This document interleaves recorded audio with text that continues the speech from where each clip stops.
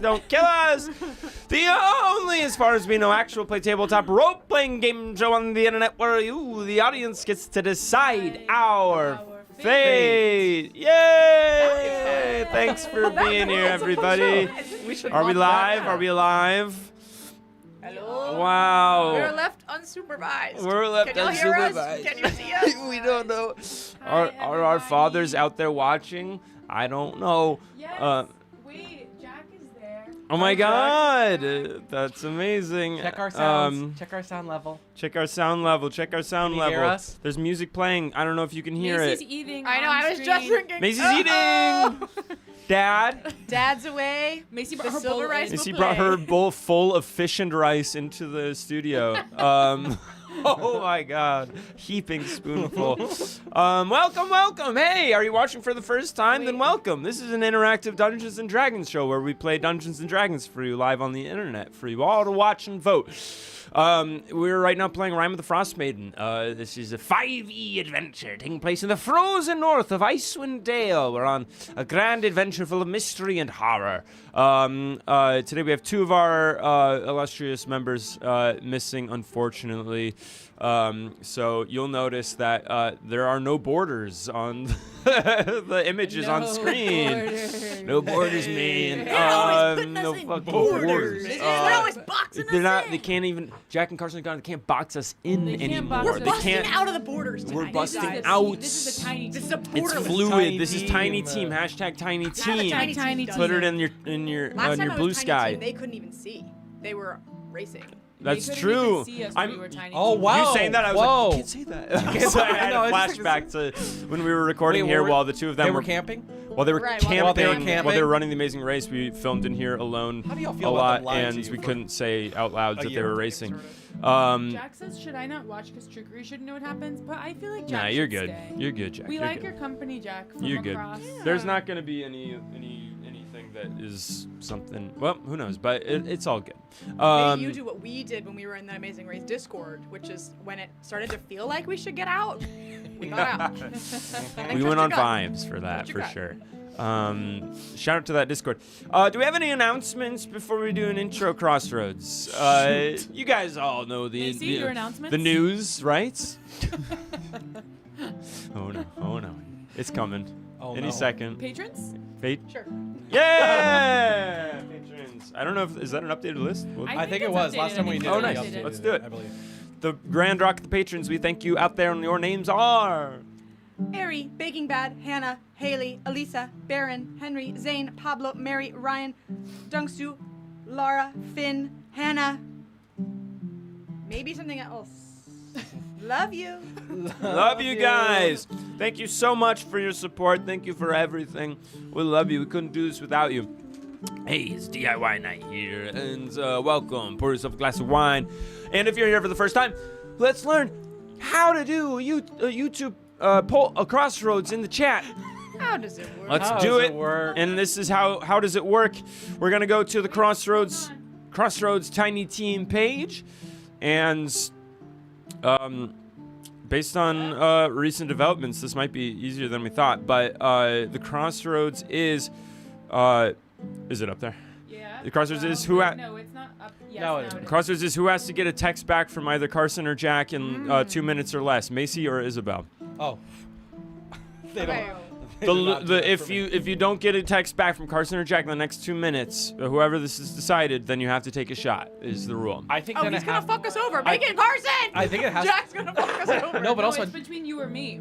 Oh, But you have right. to. But, we but can I also try feel for like either of Jack will do it. them. Carson. Carson know. will Shane. not. Jack said vote Isabel, but it has to be Carson.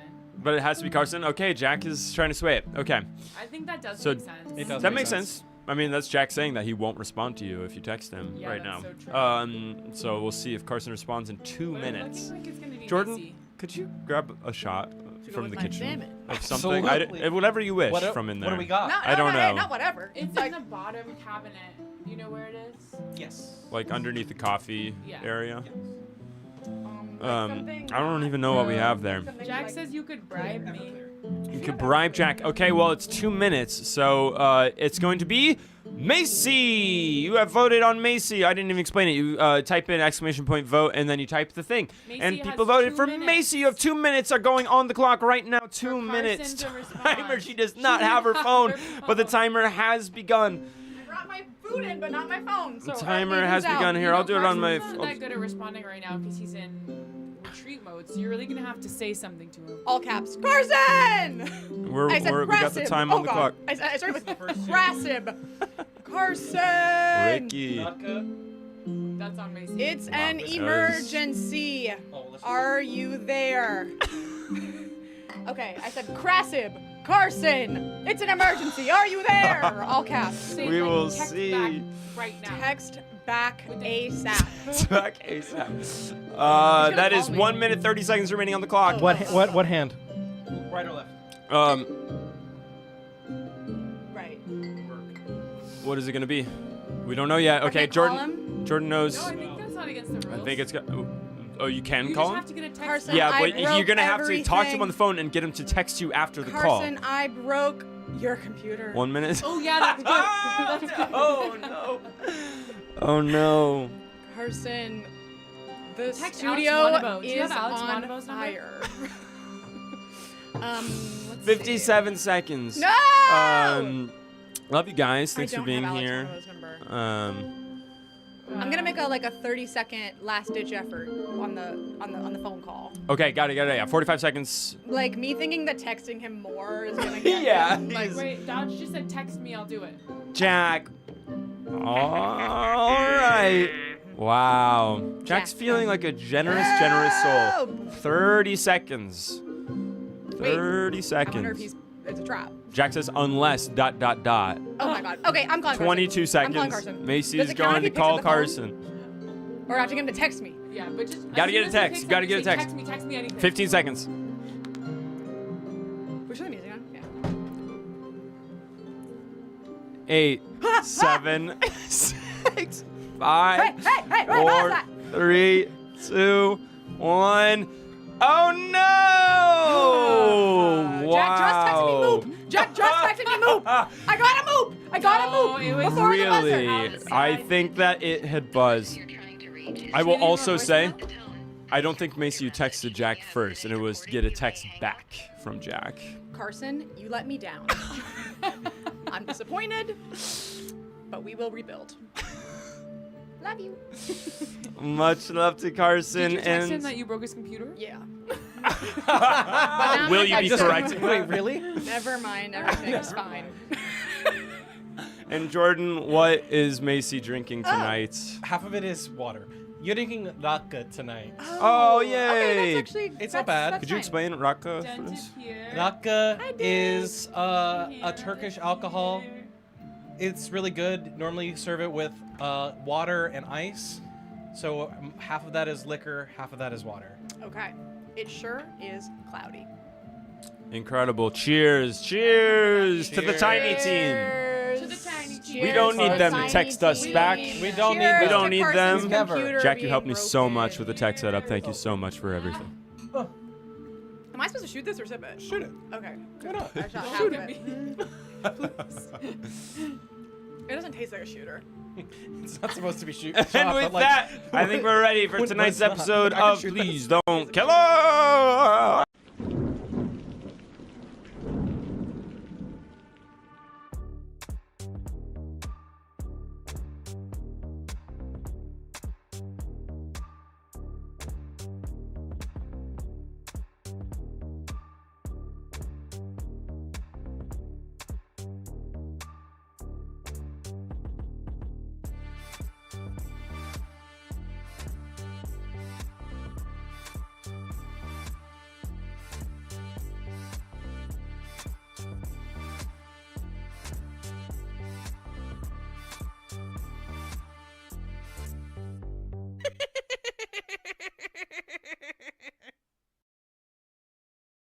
All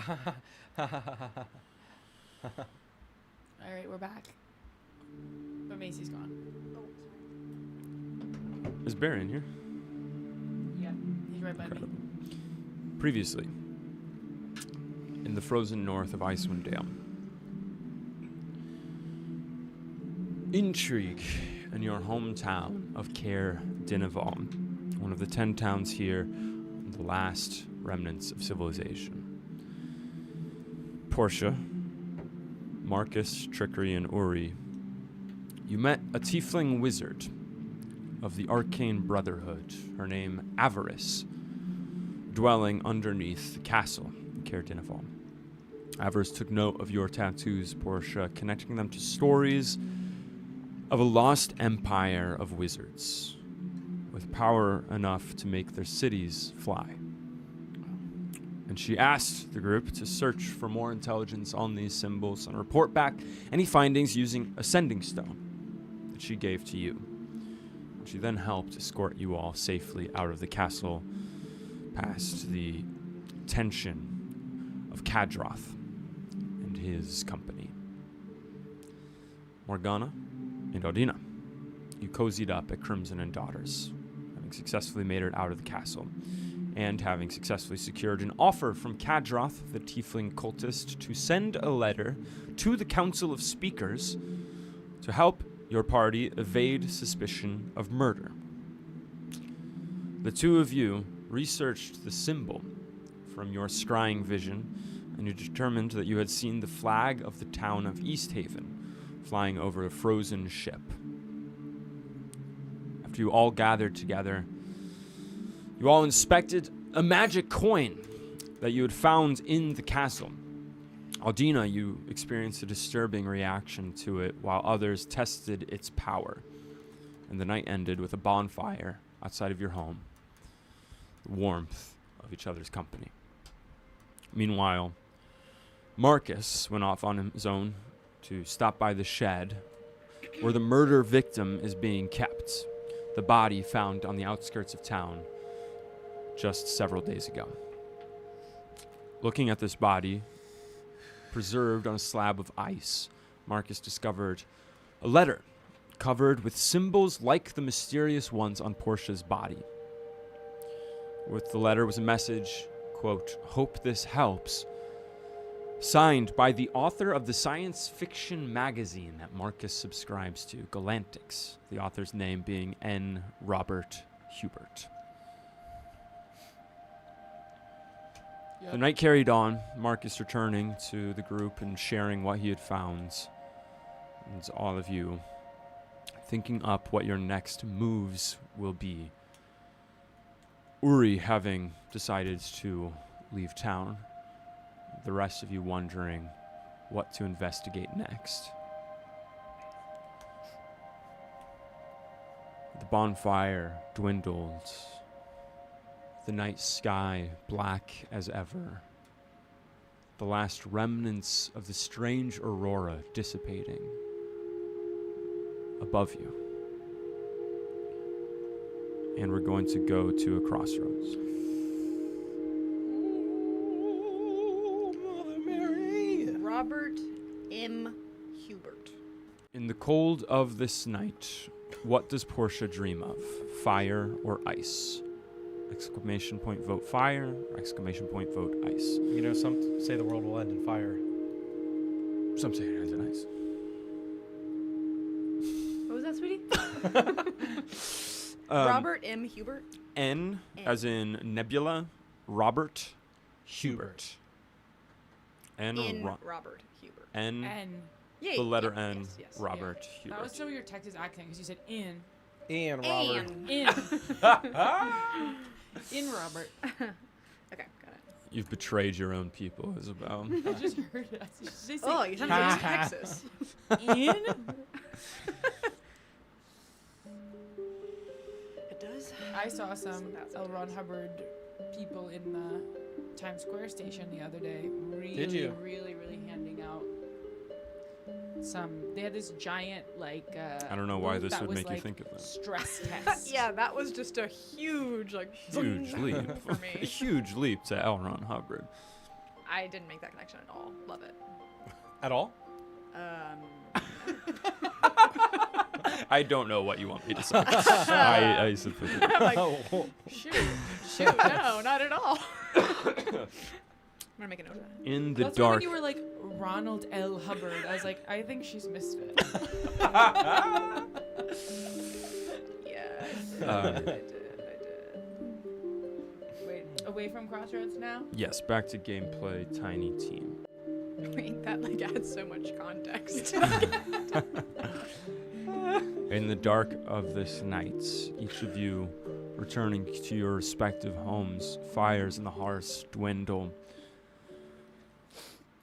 You all huddle underneath wool blankets, beddings that have been passed down for generations. An entire town guarding against a frozen night, a winter that won't end. Deep darkness. Until Portia. Darkness. Deep black. You feel as if you're in a void. Until you see a glint. A reflection of light. Black. This is not, as you thought, the black of some inky void in front of you. There's something, a structure in front of you. As you look, you see the reflection grow taller. In this sort of dreamscape, you feel as if you don't have a sense of scale until this moment, when you feel undeniably the reflection. Something's in front of you, and it is enormous. A structure, a statue, a carving. The reflection glimmers again across the surface of this material, and you see a mask. You see eyes. And you see a strange, almost grill where a mouth should be.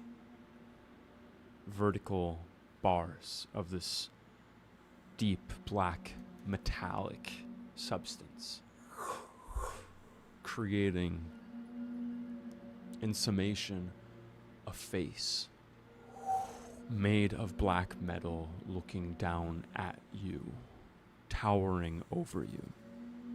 And behind the eyes, there's a flicker of light. Grows into an inferno. Behind this mask, you can now see the vertical slits in the grill where its mouth should be. You can see its eyes burning like fire, looking down at you. You feel it move and grow above you. You feel the heat from it, overwhelming. As the fire blazing behind this mask casts out a harsh light, almost blinding you as you look at it. And as the heat threatens to overtake you, you hear a voice coming from behind you. It says, "Beware the flames." And you pop awake. And in this moment, I'm going to ask you to roll 1d6.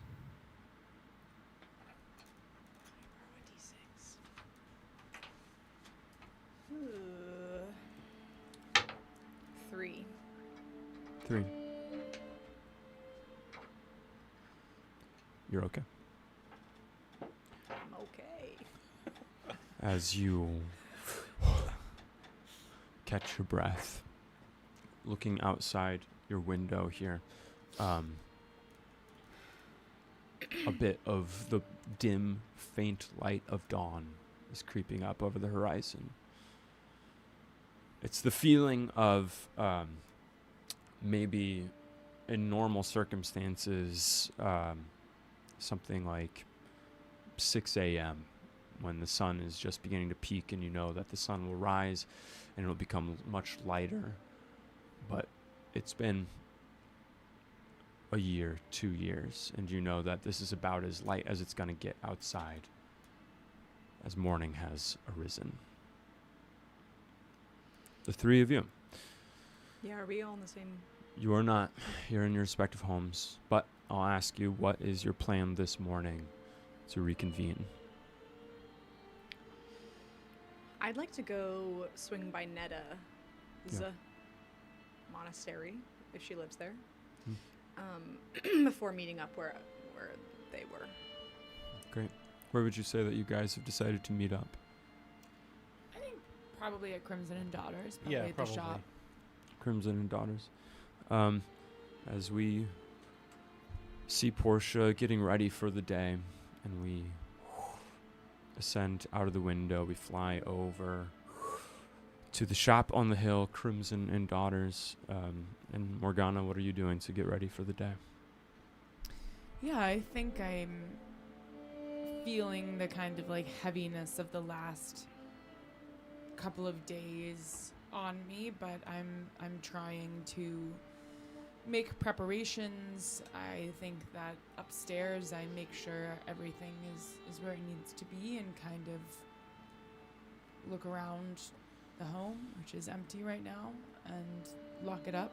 And then I go downstairs, and I think I would try and get as many kind of like spell components and like rations, dried fish, and like different types of things out for a journey, and like be preparing for that.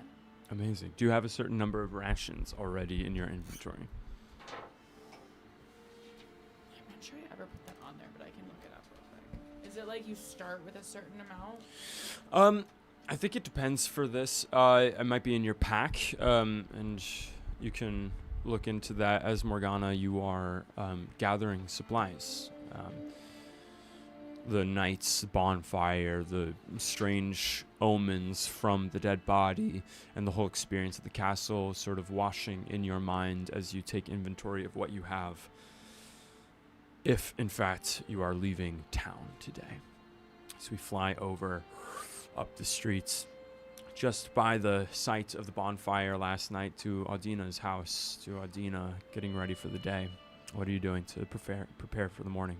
I think I'm feeling really embarrassed about how everything went yesterday, and feeling maybe like, even though the feeling was how I felt in the moment, that maybe I blew the situation out of proportion a little bit. So I think I'm going to try to make like a baked good, but with as little food we have, it kind of just turns into like, I don't know, do we have like mullet or flour and water that I just put into I'd say, yeah, you have, it's probably, past its best by dates, but you have some stores prepared for special occasions when you're able to bake and cook and make things that make you think of warmer times and Sure. lands further south. I also don't think I'm a very good cook, but I think what I'm going to do is I'm going to put flour and water together, let that rise for a little bit, and then just like bake it or steam it. I think I'm just going to steam some water and flour Yeah. and see what comes of it. Yeah, I mean, using your sort of arcane prowess, wherever that is sort of originating from in you, in order to sort of try to bake it evenly and stoke flames. Go ahead and make, let's say, what would you pitch me to roll for that? Maybe a history check for like, Yeah. it's maybe something that I've made Yeah. before somebody taught me how to make. Yeah. I think since I'm a tactile learner, like maybe they were like, it was really hands-on with that, you know? Yeah, 100%. You think of a certain mentor in the past and the travels you've done. And as you roll that, we're going to go to a crossroads. And the crossroads is, does Audina hear it? No, she's at peace. Vote no or yes. I got a 16 on that history. 16 on history. Mm-hmm.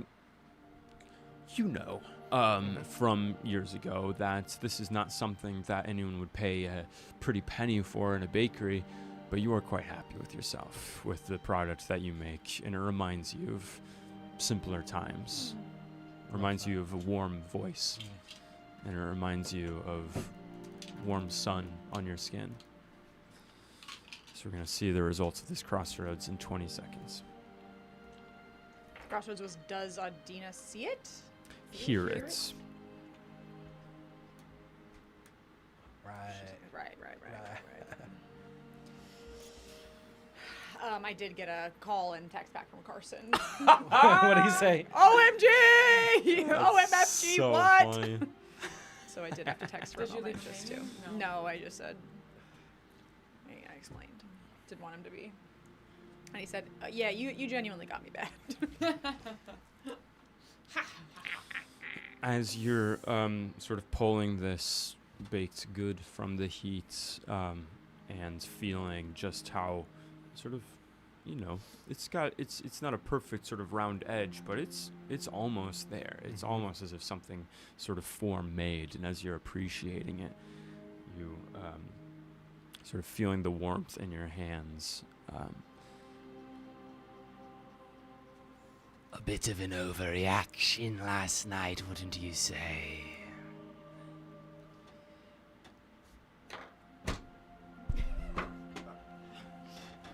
Okay.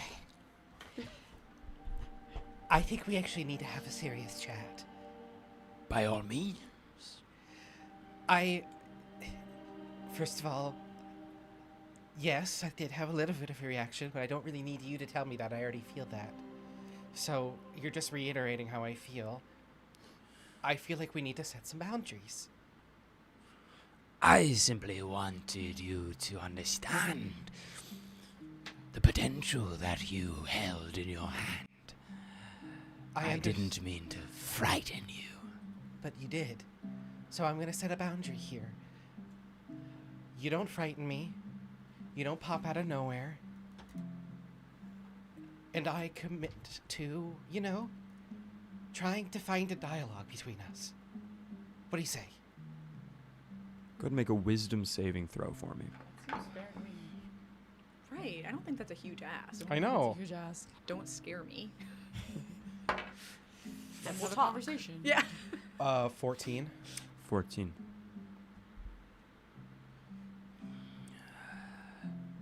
Perhaps I can be a better listener. And I admit that I also could be a better listener as well. Truth is, honey, we're stuck like this. So, let's find a way to make this work. I believe we will. Smells good. Oh, I thought you were sick. Because if you're sick, that means I'm sick, which I can't be sick right now. Anyway, okay. Thank you. Here, Sorry. lightly in your head. Presence is gone. Okay. Where was I? I think I think at this point, Adina just forgets the next step in the thing. Kind of Yeah. messes it up just a little bit. And you can feel the sort of top of it collapse. Oh, shit.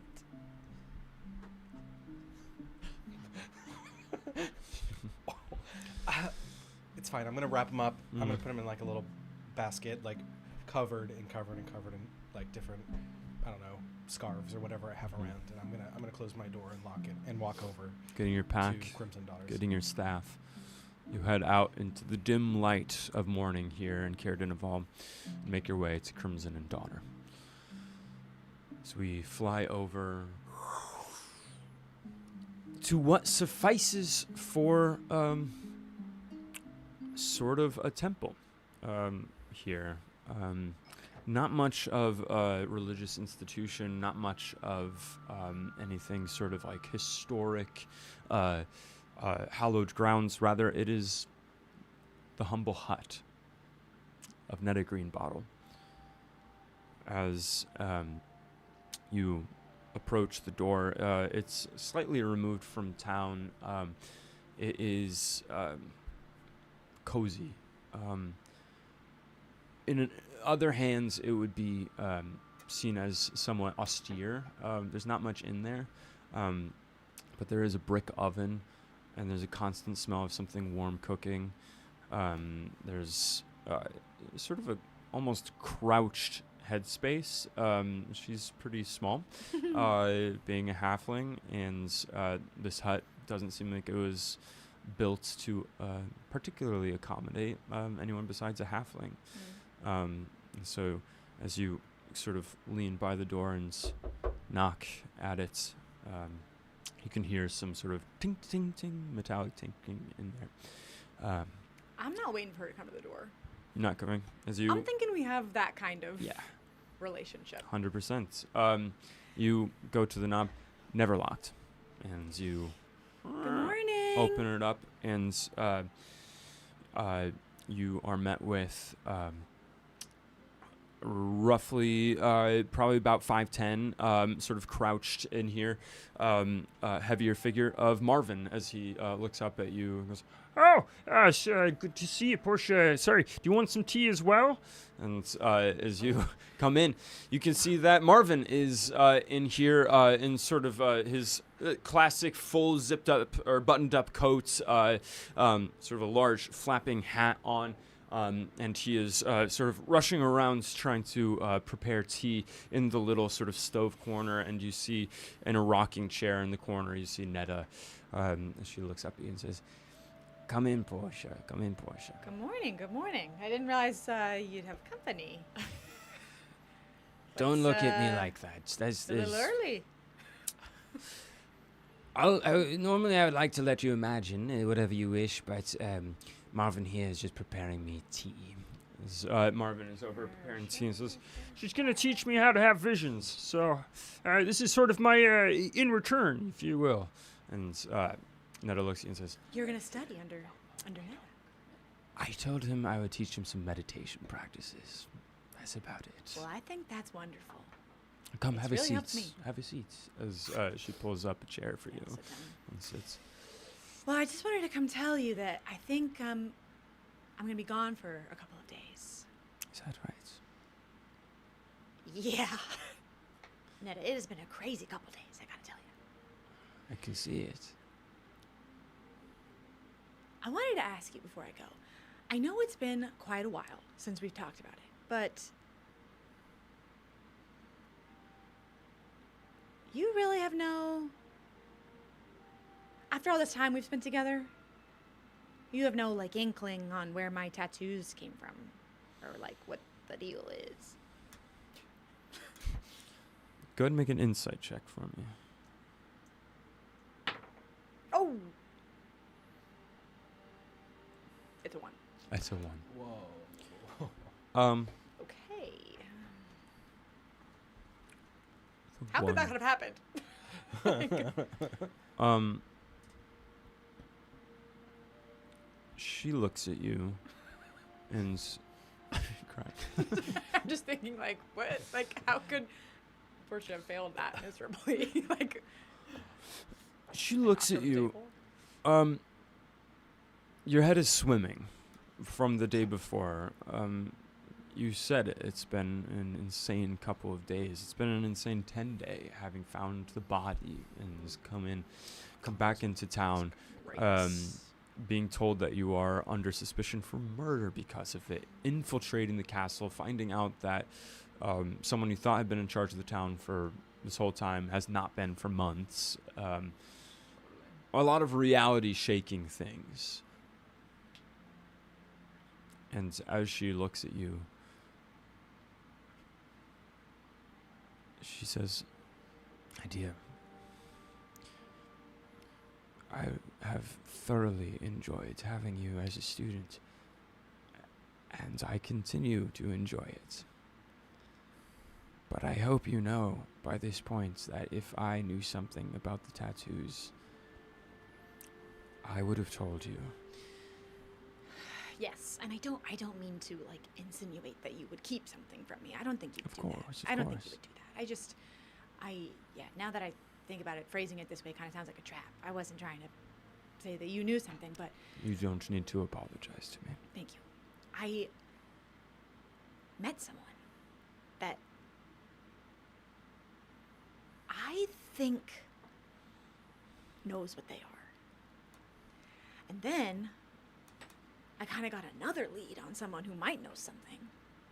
And there was all this crazy stuff with a coin, and oh my god, our town is fucked, by the way. We do not have our speaker. You know what? You're smart. You'll figure it out. I would have believed our town was fucked without that new information. Okay. But yeah. All that to say, I don't know. I've kind of got these leads, and I'm going to go check it out, see what I can find out.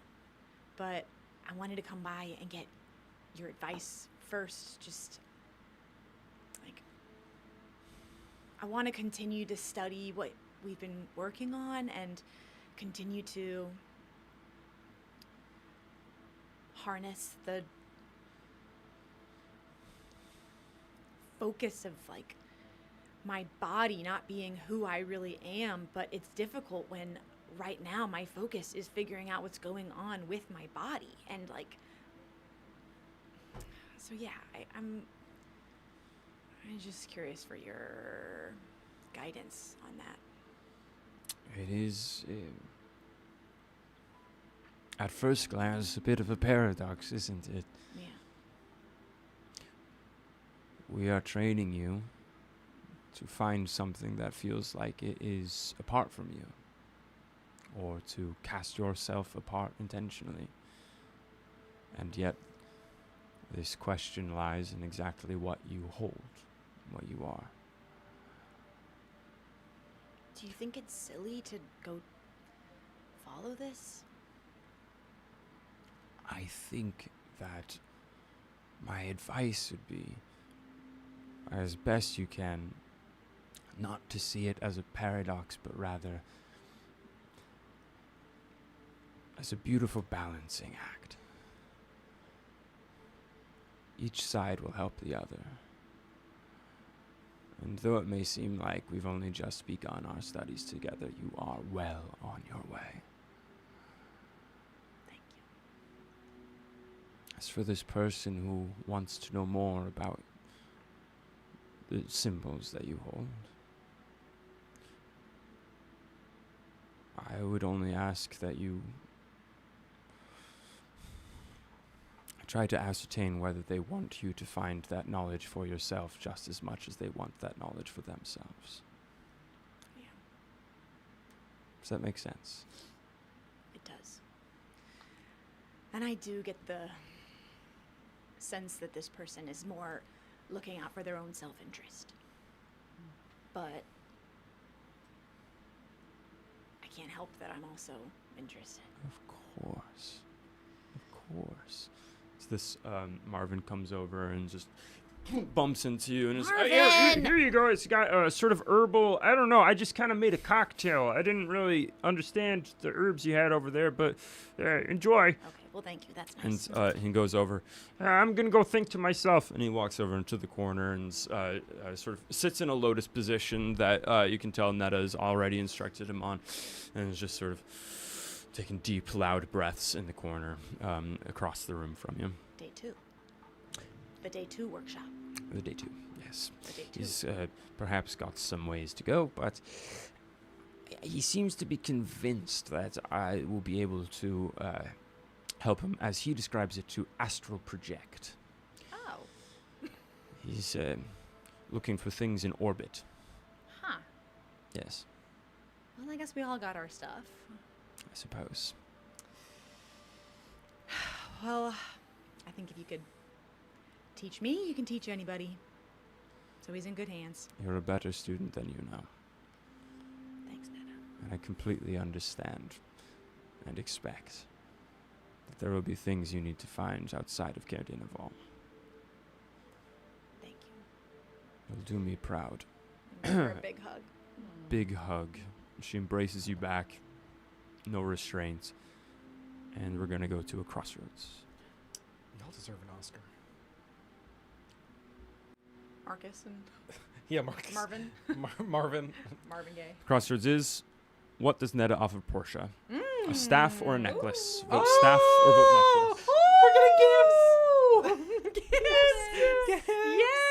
Yay! What would you You want? get a staff, and you get a staff. What do I want? Well, I don't want to say, because Oh, that's true. You don't want to sway them. Yeah. There's people watching. I know. Isn't it fun when you forget? I do, yeah. I forget a lot of the time. I think when I look at the cameras, and then I. Right, when I go. So are we sharing a camera? Yeah, I think so. Is that right? Is Wait, it- is so it- you is guys the can framing see when we looking lean nice? together and kiss? Remember when you did? Oh yeah, and it was Remember off couples camera. D&D? Anybody go watch Couples D&D. Yeah, go watch couples D&D. Do you want to go out there? That was so silly and fun. That really was. You can see Bear in this, right? Or does it just look like I'm talking to myself? It looks like you're talking to yourself. You can go out Bear is perfectly out of shape. Hey, you can go out there if you want. Yay. We love Bear, but there's not a lot of room in here. Yeah, go. As Netta pulls away from your embrace, she says, "It will be cold out there. I did plenty of traveling in my day for much less noble reasons. But when I found that I could center myself, that's when I made the most improvement." And she reaches and pulls an amulet off from around her neck. And you can see that the amulet is, it seems like almost like a beautifully shined stoneware in the shape of a bowl, where it hangs like a bowl, with the opening up. And as she hands it to you, she says, "When you need balance, I encourage you to focus on this. And remember the sounds of our practices." And as you take it into your hands and feel it for the first time, you feel warmth emanate from it, and you feel dong, like the bell of a temple when you are meditating.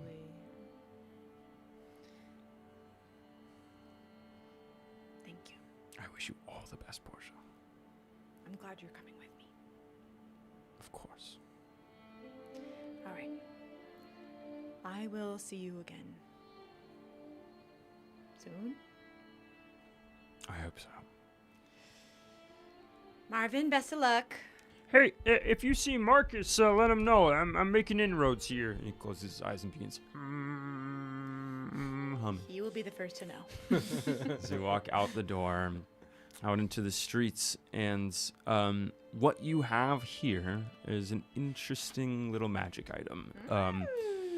This is functioning as a clockwork amulet.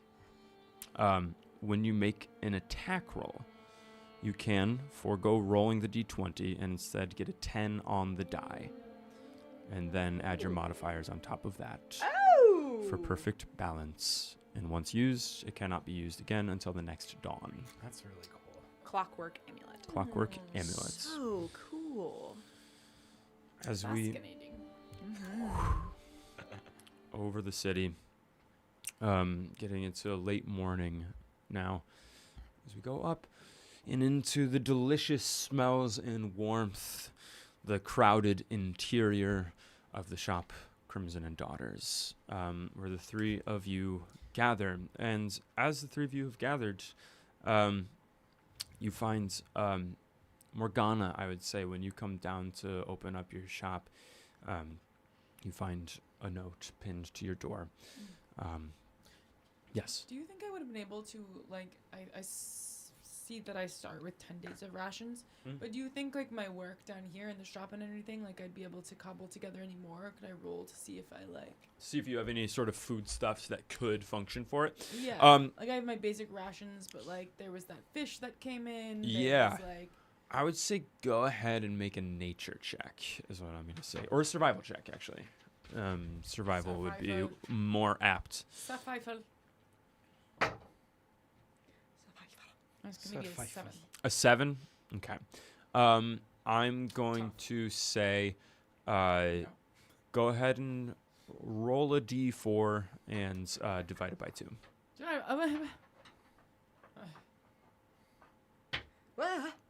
Okay, 1.5 days of rations. So it's going to be rounded down to 1 more day of rations. Why I'm can't so it be sorry. A half day? I'm so sorry. It's You never 1 day. said. It's 1 day of rations that you're able to cobble together. Most of what you have is sort of components. It's like wonderful spices and things, but it's not things that are sustenance, one would say. But you gather this note from the door, and the two of you find Morgana reading it. A note that says, going to catch my breath and visit family in Targos for some days. If you need to reach me, you can send word to 3 Flags Sailing. Be safe, Uri. P.S. Had some leftover inventory and we'll go to a crossroads. Oh. Right. Like, We have need to, to think about food. have food. The crossroads That's is what I was just doing, trying to get more rations. I know, I was like, she hungry, okay. Where Well, did the crossroads No, I know you're is doing what this, does but how Uri serious leave it for is. the party? Shoes or spikes? Vote shoes or vote spikes. Both. Wait, we're not prepared. Both. How did you No. find how many rations Oops, you my mic is so far. Good. had? Good. Good. Wait, Google? Isn't it in your pack that you have? Yeah, like I had an explorer's pack, so I have 2 different packs. There's a player's handbook there. I would say choose one of the packs for how many rations you have. I'll use my healer's kit. Great. Or that's a healer. No, that's a pack. I have 1 pack. Totally. I have 1 pack, and I don't think it's in the. You can check in the inventory of the player's handbook. I feel like We it's, have like, always 20 10. seconds left. Yeah. yeah. I'll bet it's 10.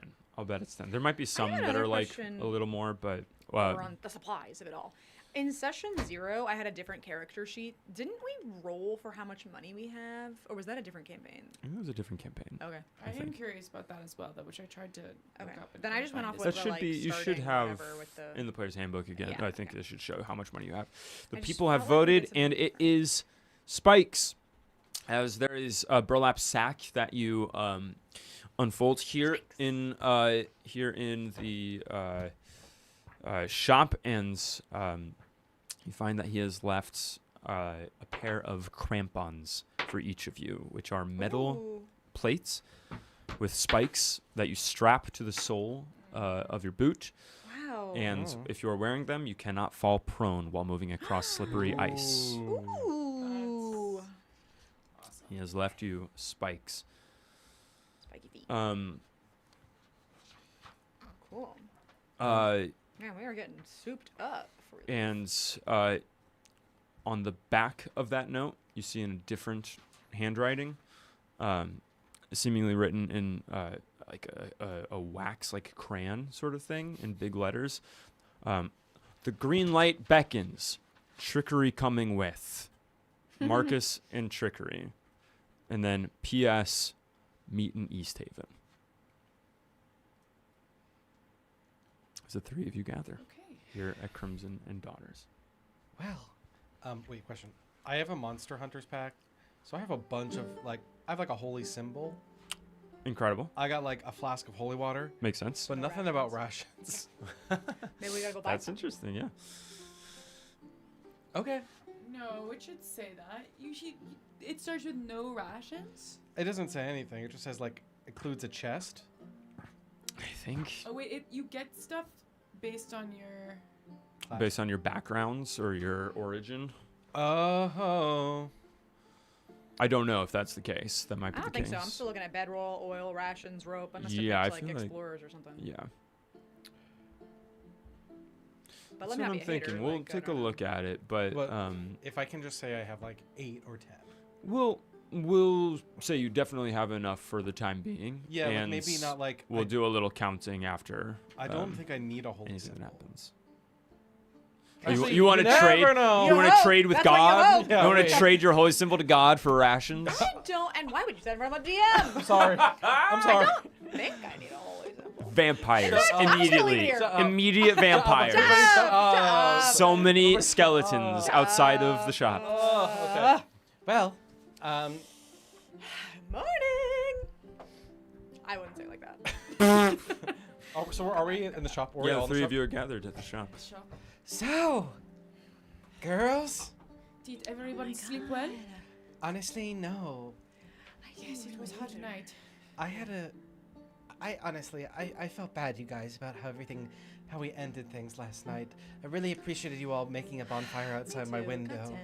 Of course, there's nothing to be worried about or embarrassed. I just think I just got a bad feeling from the coin.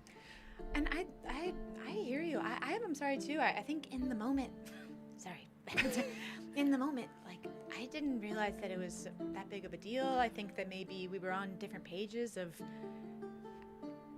how bad of a feeling you got. I'm sorry if you felt bulldozed. I think I just am very sensitive to those dark-sided things. There are very dark things in the world Yes. here, so we must be very careful when we deal with them. And I think you are right to be cautious. But we do the best we can with the information. I did frankly. want to say, I'm sorry. Sorry. You kept saying one word. I just frankly really have have to say. limited No, I have to say. experience. So, with you go. darkness. Oh, I was gonna say I made buns. Oh, That is wonderful. I made some. Delicious baked goods smell. These are my rations. wafts. What wait. am I talking about? I made buns. Oh, right. We got buns. Back in now.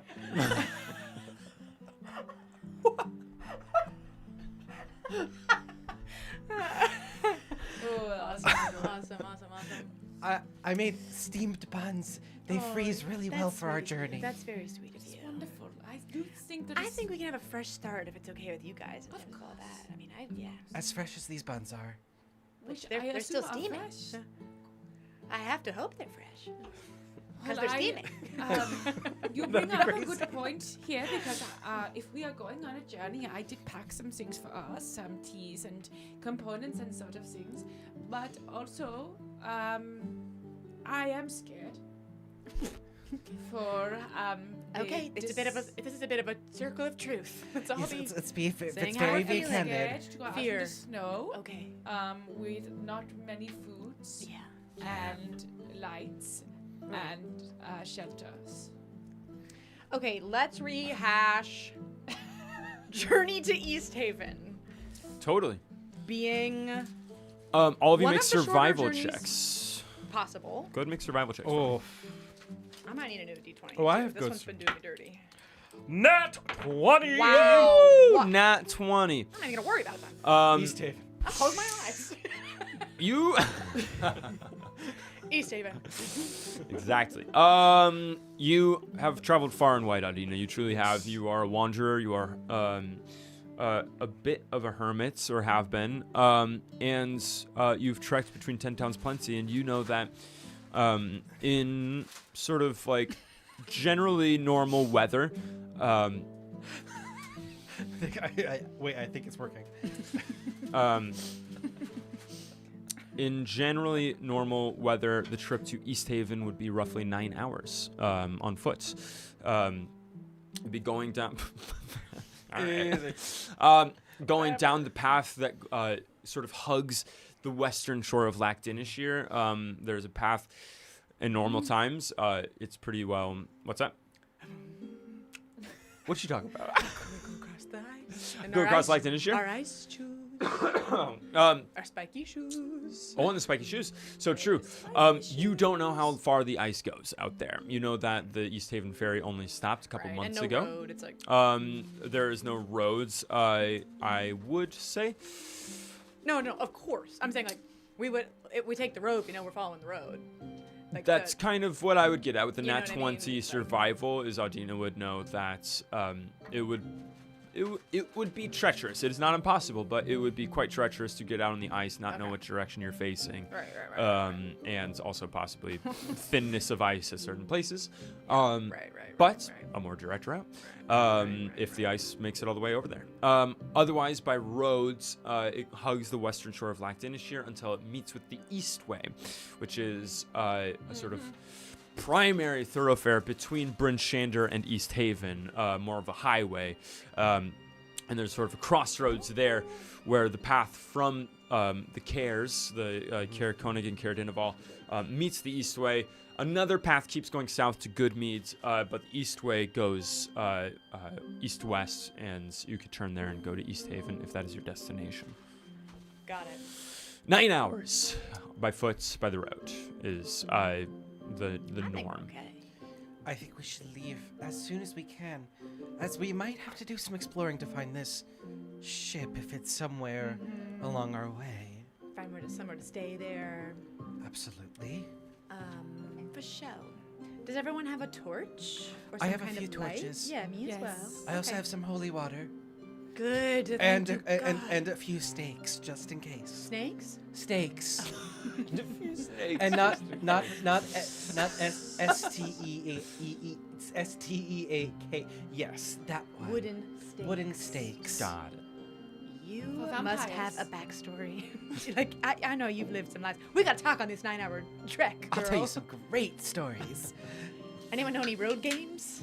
It's wonderful to have left the boys behind. I think I love it. I think Our we're coming girls alive. think It is wonderful to have left the boys behind.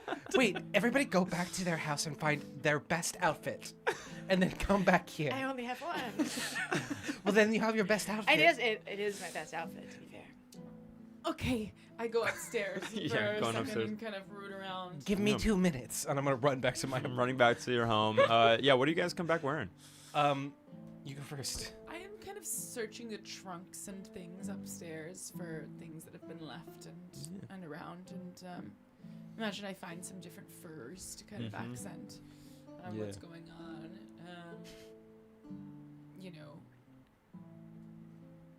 I'm like thinking about my little fox. I'm like, not fox fur, No. but yeah. And just Max kind would of get it. like, yeah, you're right. Also, he's a spirit. So he'd get it.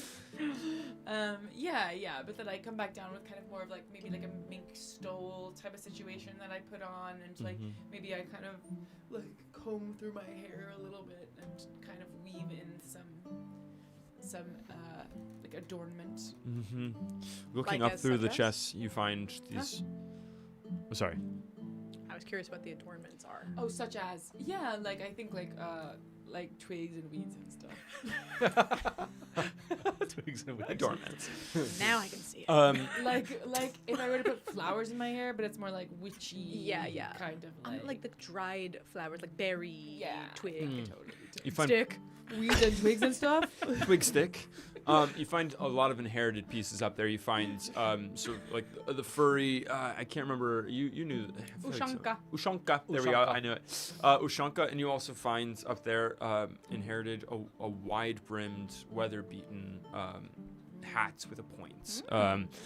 And looking through those, as you come down and you arrive, you're wearing these things. Do you opt for either of those two hats? Does everybody like my new hat? It's the wide brim. Yeah, it's the witch hat. I love it. You look fabulous. Suiting to me. And I love your twigs. Oh, do you know what do you come back wearing? I think I don't have much here. Uh-huh. I travel light. I'm a traveler, Totally. but I think I have made, like in the last few years I've been stuck here, a really tall, like dunce cap that goes like all the way up with a little ball at the top. That's like my perfect shade of like off cake. Absolutely. That's just like really tall. I think I just learned like how to sew, and then but I didn't know how to make like angles, so I just kept going up. I just kept going up. And I think it put some like fur in it, so it's like a little bit warm, but it just goes straight up. And it's not finished because I want their room to keep going. And so is it just an open hole at the top, or does it have... I think I put like a little there's like little balls that you have from what's it a little called? pom-pom? Like a little pom-pom. I just put a little pom-pom on top. Love it. Just to cover up the hole. God, I love it. It's amazing. Just kind of balancing on there, or I think I probably just did like a quick like one two with the Yeah. sew. Yeah. Quick stitch. Quick stitch. Where are you oh from? my gosh, that is a wonderful hat. I have to go through the door. Hi, So What do you think? beautiful. You just wanted to go get that hat. guys. And good thing you did. I'm not trying to show off today, but if I have to, this is something I've been working on for the last 3 years. You know, I picked up this habit. You know. No, It's absolutely beautiful. I want you to be honest. Like, I love I'm it. new to this art form, so please tell me if there's something I can improve. No, I think it is incredibly unique, and I have never seen anything like it before. Thank you. That is my honest take. I have never seen anything like this. And of course, it's in your signature color. So Thank you. there is something wonderful about that. Well, How tall are you thinking? well, I guess it's a foot now. Well, not a foot. It's probably like 2 feet. Yeah. I guess I have I to guess do. my honest I guess I have to feedback like is double the my. practicality is baffling to me, I but think- I'm down with that. I think I'll have to line it at some point with like some boning if I want to get it I think so, taller. I think so. But I think I just have to double my height. I love it. So 5 feet. I love it. That would be a good home Oh, for okay. Max. That would be a great offer. You gotta curl right up in there. Yeah. Max, Come up over the rafters, and he looks down over you and goes, would you like to get in the hat, if with your permission, of course? Absolutely. reaching down from the rafters, is able to get the pom-pom and just rip it off, and then just goes into the hole that he's made in the top of the hat, and you just feel sort of this kind of, it's not like a weight that hits you, but it's just this wafting presence that is suddenly within your hat. Warm. A warm presence. Max, put the pom as, pom back. you see the tip of the hat just kind of come up, and you see just peeking out, and then back into the hat. One of you will have to grab the pom-pom and put it I back grab up the on the hat. pom-pom and kind of like affix it back. And I say, Max, I suppose if you want out, you have to take the pom-pom off again. But keep it safe, because it is for keeping. Perfect. Well, Well, I think we have no other option than to go forward. So, everybody warm? I have one more thing. And it's doing a little backtracking on the vibes. But just before we head out, and just to continue to fully clear the air from yesterday, I am curious what inclined you so distinctly that you needed to check out that coin when all we had learned about it was that it is Devil Town.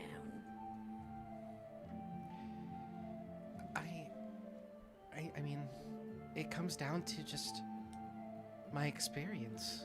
You know, I've been alive, I'm assuming, a lot longer than you two have. And I've run into my fair share of magic and devil magic that, frankly, has decimated villages I've been to. I've ruined families, and Curses. I was worried. You never know when a curse is going to happen, because what we did know of the coin was that it had a 50-50 chance of hurting the person. I know, but you said I feel drawn to it. okay. If it's just us girls here, And it is And Max, and Max, but, you know, gender neutral. gender neutral, yeah. When I was a child, I lived in an elven village, and we worshipped this god, and this god happened to not be a god, but a devil of sorts, and I think that's why I'm drawn to it, is that magic has been imbued in me since I was a kid. So, I don't know, I'm drawn to it because I'm curious, but I'm also... You know our power. I know the power, and I think I'm also drawn to it to tell people to stay away. So, my reaction was visceral because it was. I felt it through my body and my veins that I needed to figure out which way it swayed. And I also just didn't want anybody to get hurt. Of course. Thank you for sharing with us. That was I think it is important for us to know more about where we are coming from as we go into this adventure together, because it perhaps will be very dangerous, and we will be faced with many more difficult decisions ahead of us. That sounds like it would have been very hard to think that you're worshipping or praying to one thing and it be something different. I just wish my family and friends and everybody who lived there found out sooner. As you're thinking on this, feeling the presence of these two around you, let's go to a crossroads. For Audina. Does Eric order me tikka masala? This sounds really good right now. Before that one, the crossroads is, what does Audina notice about Portia? The presence following her, or she smells nice? Vote presence or vote smell.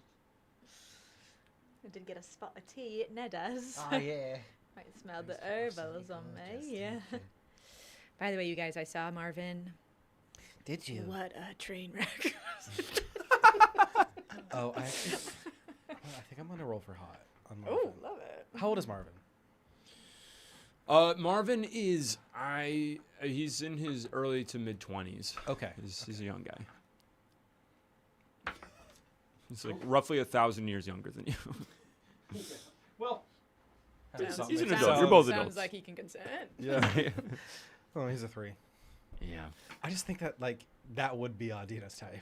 He's got an intense energy for sure. I think it's any person with, kind of an intense vibe. Little- Yeah. A little nerdy. Little neuroses. you Yeah, know. Yeah. Particular people. Oh, Which aren't we all? it's tied up. Okay. I feel The like crossroads is, what does Audina notice about Portia? The presence following her, or she smells nice? We will start with Isabel. The presence. Nice. Smells nice. You're going to make me decide? I feel like I shouldn't decide. I think the presence. As you're discussing this, your mind towards this history, these things, hearing their voices, it suddenly hits you. Portia's voice has a sort of echo to it.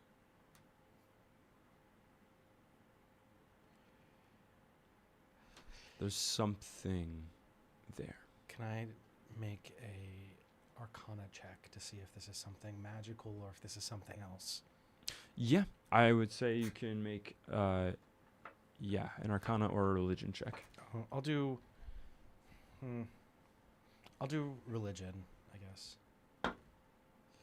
7. 7. Unclear. Okay. Unclear what it is, but it's something that's different from yesterday to today.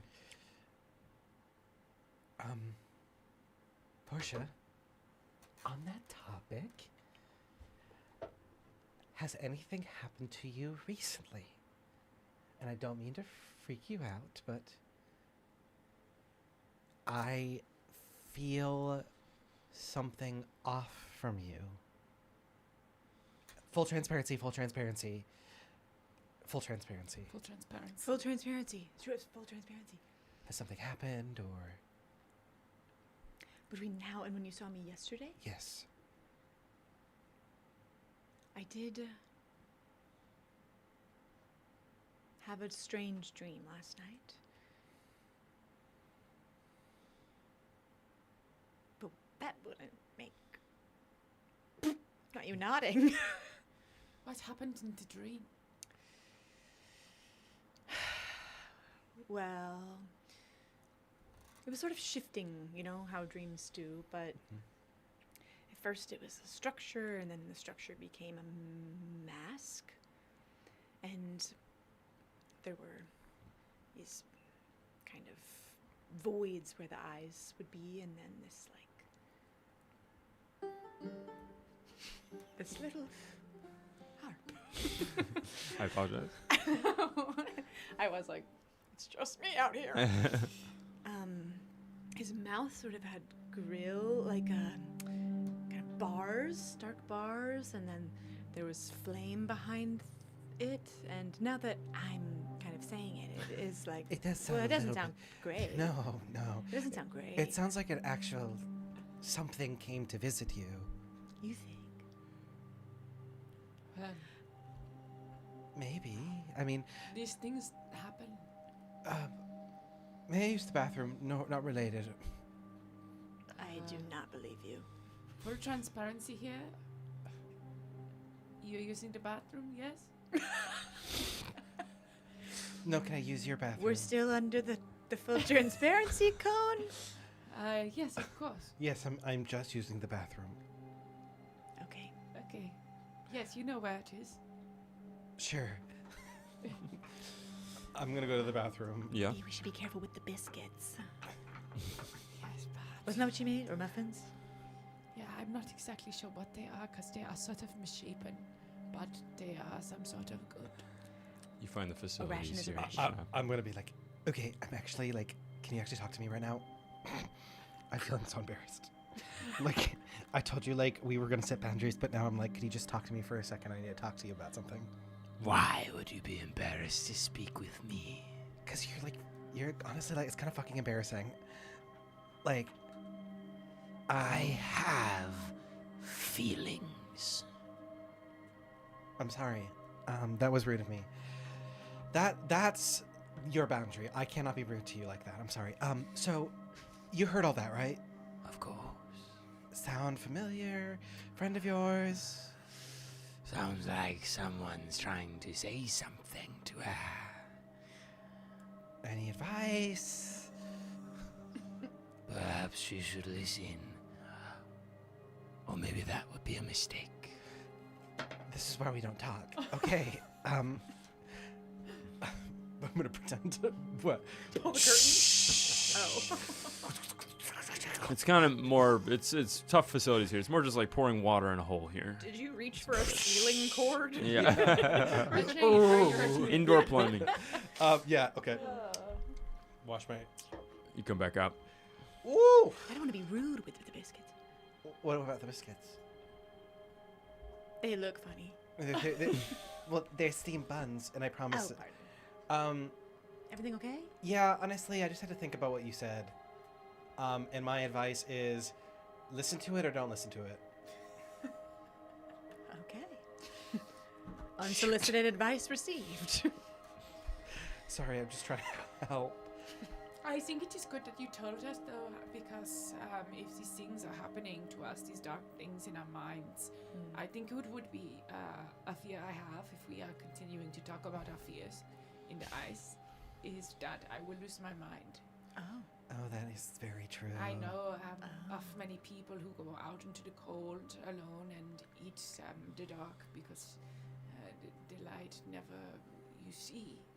And it takes away your brain.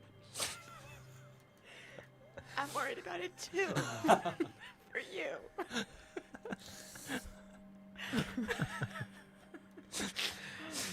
Well, No, I'm just joking. You just have the whimsiest most whimsical little cadence of speech. No, I didn't even think to bring it up just because dreams are dreams, I guess. But you're right. I think that I'm glad I did, especially in a show of good faith after yesterday. That we have to look out for each other, and I appreciate the advice, and we will all keep an eye on each other's mental state as well as our physical state. Exactly. That is so Exactly. Exactly. Shall we hold hands and step into the unknown together? No time like the present.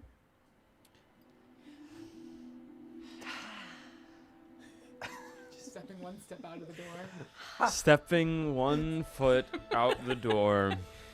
A big step for the group of you as you walk out into the late morning. This is our moon landing. The day at its brightest that it'll Because it's be. not real.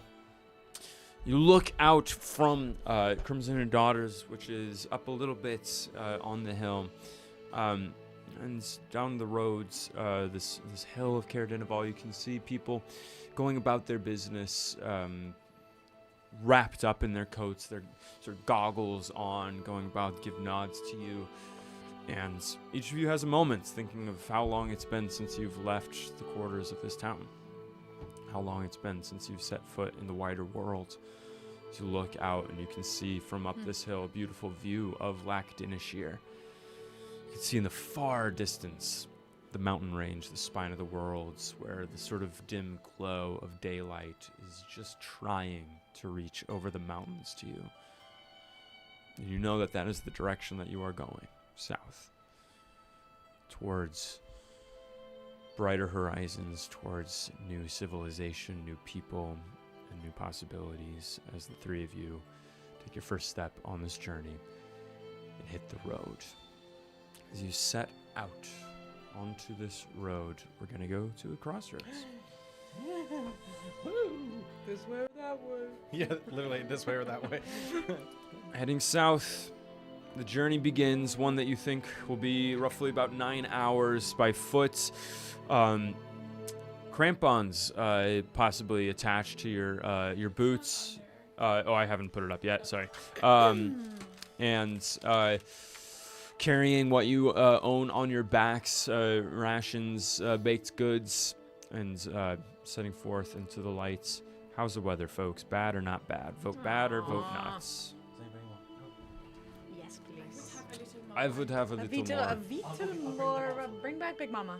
I'm gonna have to go back and find that exact quote of like, the light is what you not have.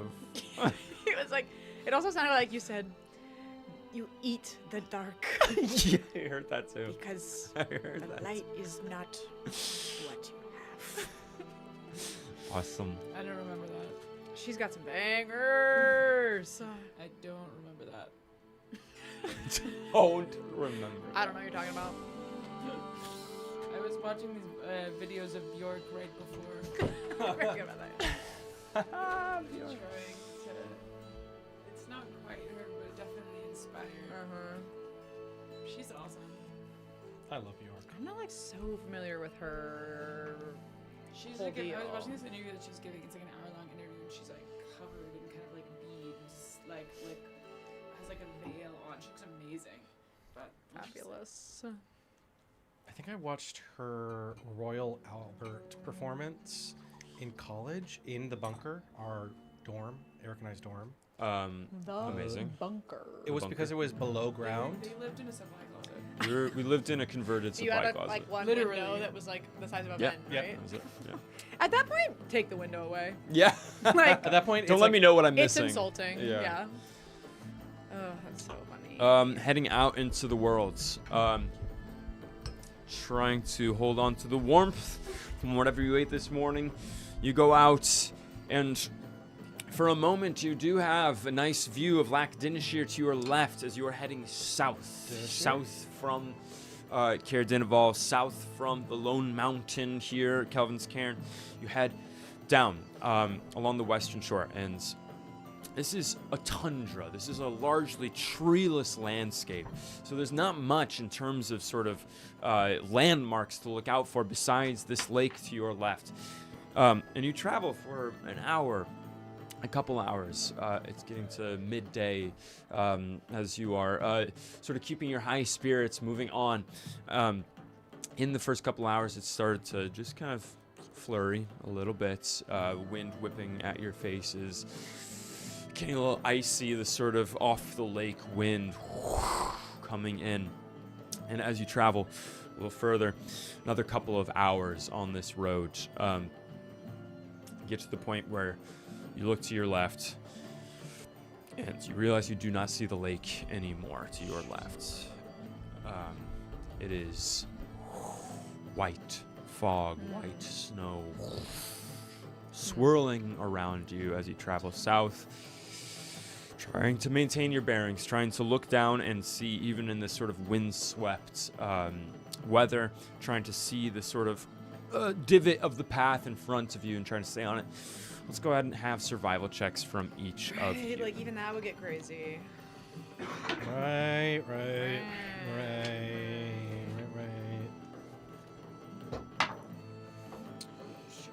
What about a 21? Woo! 21 is good. What about that? 19. 21, 19, and 3. It's not a critical failure. Got some really good ones on the other hand. 3 of you travel down along this. The weather is such a you are heavily outfitted. You are wearing thick clothing, thick animal hide, furs. Even still, you can feel the sort of the wind biting underneath it. The mind wanders to what it is like wandering out in the frozen tundra beyond this relatively small area of 10 towns where there are paths between towns. The mind wanders to where there are no roads, where there is merely just sheer white landscape stretching as far as the eye can see. And as the mind wanders, conversation only getting you so far as you continue traveling, trying to hear each other over the winds. 21 and 19 affords you enough to see Morgana ahead of you, just veering to the left and going off and just about to step over a sort of rise, and you can tell, the both of you, that she is about to tumble down a hill unless you do something No. Can I reach You her? go out and try to make a dexterity saving throw to reach Morgana, who is doing her best, but it is very hard to see, and she is straying off the path and perhaps going on to the decline that descends down towards the lake. Dex save from me. Dex save from you. Can I? 23. 23. With your expert reflexes, you sort of dash out across the snow, trudging through the now building up snow, and Morgana, sort of lost in thoughts, you suddenly feel a hands on your elbow as you feel sort of gravity almost take you, and you feel almost your sense of where down is stop for a moment as you just see sheer white in front of you, and you look back at the face of Portia. Hi, was I going somewhere wrong? Bit of a tumble down from here. Thank you. We should all maybe stay closer, yeah, so that Who has if anyone the gets a best little confused. sort of sense of direction, I wonder? I'm okay at it. I can sense, but I really honestly can't see, so... Right. Perhaps you leave in the front. Okay, yeah. Yes. And we do checks, you know? Yes. Be sure to be. I think we should do triangle. Perhaps we should have a rope. What if we have and I pull in my pack some hempen rope out? Yeah. And just kind of like the little, toddlers you see on the road. Yeah, like, yeah, the the rings. rings, yeah. Just like, Holding on to it, just holding on to it. But you two With still. our gloves. We have our gloves on. Yeah, too. totally. You two still, though, keep me honest up there. Absolutely. It strikes you all how long it's been since you've had an extended hike like this out into trails that are not often tread, heading south. Frightening enough is the snow blowing around you when there is some light out, and you can kind of see the sort of white and gray around you. So you travel on for another hour. You realize what is more frightening, and that is as the light of the snow is dimming around you, even though the storm is not letting up, and darkness is falling here in the afternoon. The short day is coming to an end. And as you continue to travel south, you are now handily, holding onto a rope, Portia leading the way, and managing to stay the course a little further. Continue on. I think as the Please. as it's getting dark, before it, I don't want it to get dark and then us be like, oh, we've been walking in the dark. Like the second I see that it's kind of starting to get dark, I'd turn around and light my torch and kind of motion for them Absolutely. Sort of huddling the three of you to create a little bit of barrier from the winds. You strike flint against spark and light one torch, gather two others, and in the three of you can feel the heat between you as three torches are immolated and handed to each of you. to. Just better safe than sorry. I agree. Anything you're doing besides just surviving as you continue the trek south? How long do we think we've been walking? I'd say maybe 5 hours at this point that you've been walking. When we're huddled up to light the torches, how's everyone feeling? Do we need to have a little biscuit? Have a little water? How we doing? Let's just take a little rest, maybe. I could take a break. Yes, perhaps we take a break. While we take a break, I'm going to use my ability to detect magic. So I'm just going to kind of check around us and make sure, nothing evil in any way I can is coming for us. Absolutely. Give me one moment. Jordan's farting. Dude, over here. Jordan's farting a ton. Wait. Let me know if you can hear that. Let me know if you can hear that. I didn't hear that. So you all stop for a moment. You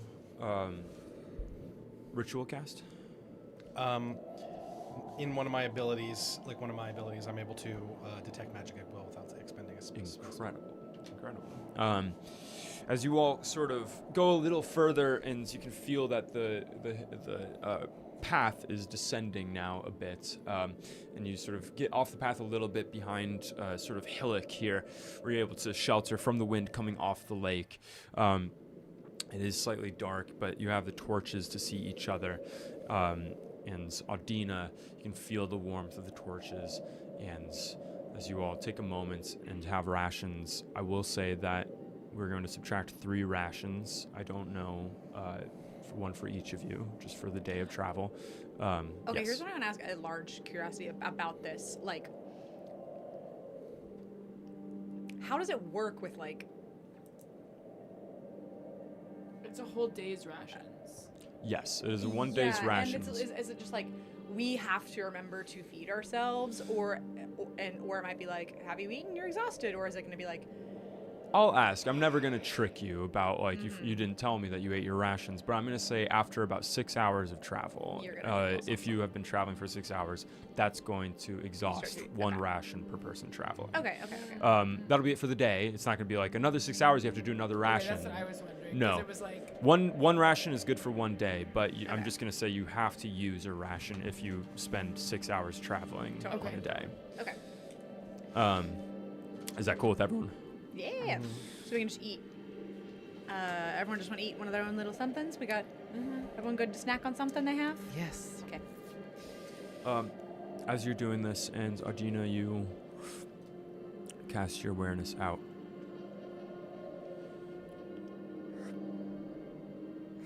A glow in the snow. So roughly 20-25 feet away from the path that you are on. what? Which direction did you just point? West, away from the path. But not behind us or in front of us, like off the side. Off to the side. What are you seeing? Something magical is near us. Okay. Perhaps we should see? With detect magic, am I able to detect what kind of magic it is? You are. You're able to learn the spells School of Magic. This feels a little different from a spell or something that's in a particular school of magic. It's not quite as specific as that, but go ahead and make an Arcana check, and we'll see if you can determine a very specific thing. Well, it's another nat 20. Another nat 20. Oh, Arjuna is on fire today. Casting out your sense, this feels not to the potency that you may be familiar with, but a lightly demonic energy. Y'all, it's bad. Like, do you remember? It's the same feeling I got from the coin, so I'm assuming it's something demonic. Okay.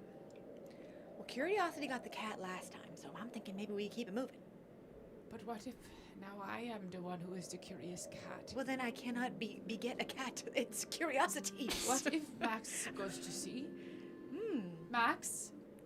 He's sleeping. Comes in the out hat. from the hat, and just you feel Max emerge from underneath the hat and just go up onto your shoulder. And Hello, curl around. Max. Were you having a nice nap? I wonder if you could go see. Do you see? Can you point more specifically, Ardina, in the area? It's about 25 feet. Disappears into the snow. Max goes up and down. He dives into the snow. He comes out of the snow. Disappears.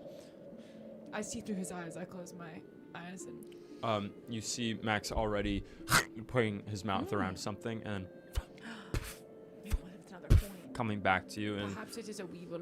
comes up onto your around your shoulders and holds in his mouth what looks like a bloody broken fang. Oh dear. Oh, God. Thank you, Max. That looks like something that could be awesome in a potion for you, Yes. but also something that belonged to something Sure. Out here. maybe recently. So Perhaps we move forward, but we keep the fang. yes. And as we walk, I will cast Identify on the fang. Okay, 10 minutes of walking. Mm-hmm. Casting Identify on it. As you are walking, after 10 more minutes, we will go to a crossroads. Love potion Number 9. or mambo number 5. What are we gonna? What do you want to hear? We are demonetizing this one. Exactly. Um, Right after this, we're showing the Eris concert.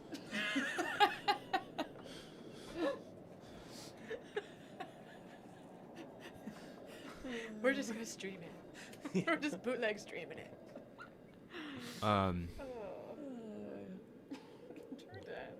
your Yeah, you're funny.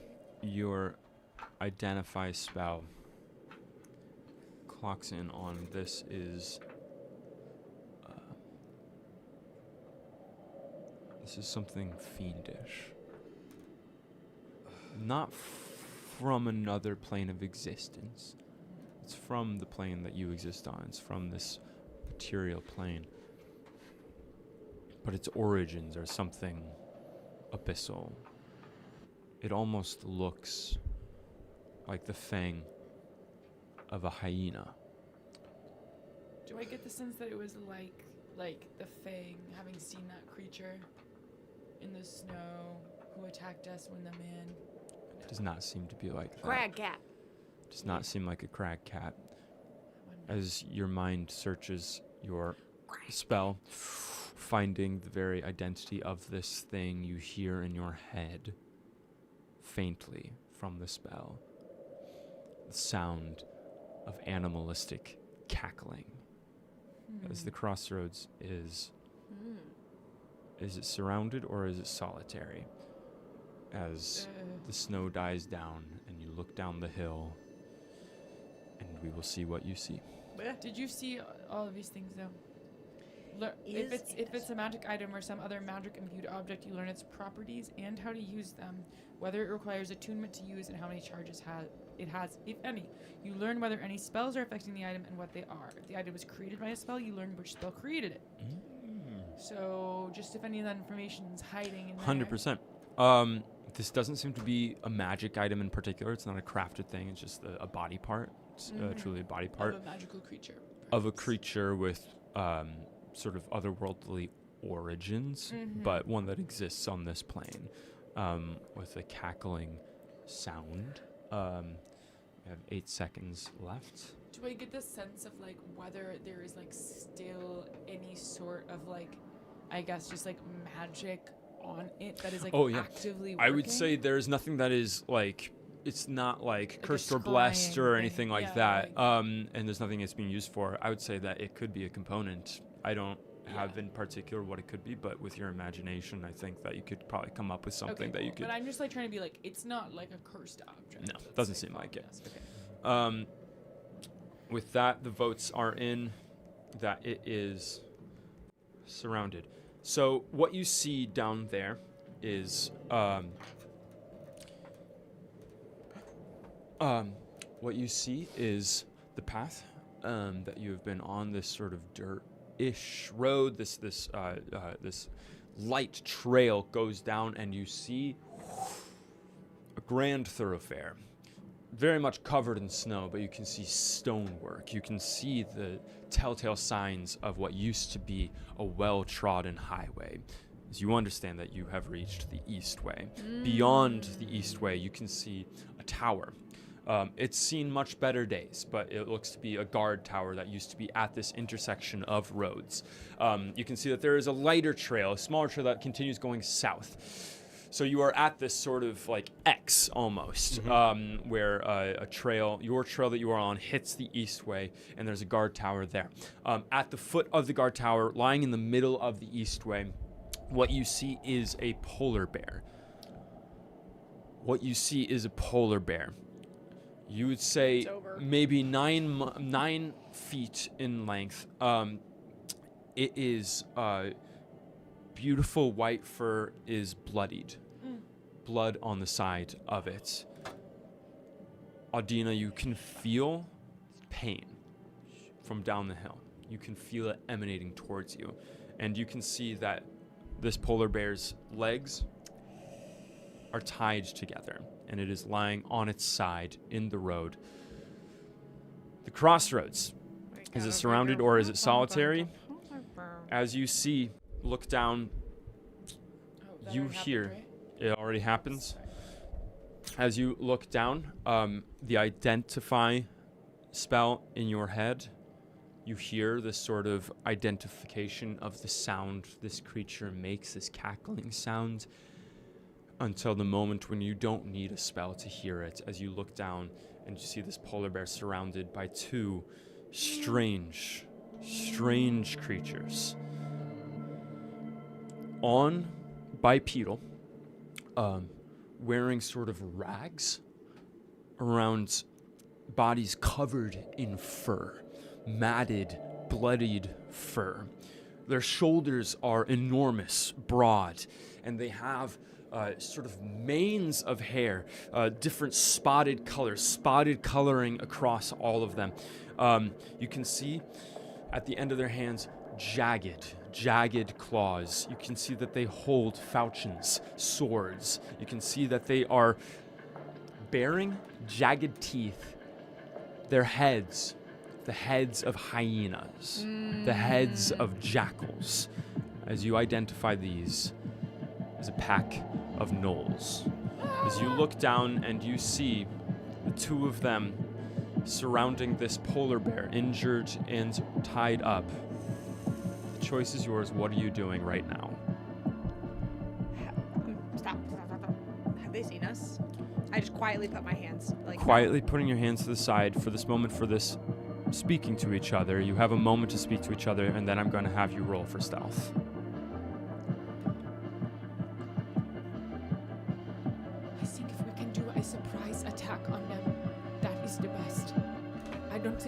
fine. Okay, yeah. I agree. Maybe we try to sneak around. To back behind them. Like, go wide. And maybe range attack from afar. Yeah. And if they aren't seeing us at all, it's like, we keep going. I would like to save the polar bear. Oh, I thought it was dead. Oh, okay. Yeah, okay. My vow is to help anybody who's hurt. Okay, yes. Okay, so we go around the back of them and then we attack from afar, if we can. Yes. So kind of like making like a loop. Making a loop around this road and going around the side of the tower, going around the back of it to try to get close to them without raising suspicion. Last thing I'm gonna say is I kind of have to go in, so maybe we like try to draw them separately so I can attack one of them. As you're going around, the killers decided that the weather is bad. It is a blizzard, so you get advantage on your stealth checks to try and surprise these things. Oh. Advantage on this check. Everyone go ahead and make stealth checks.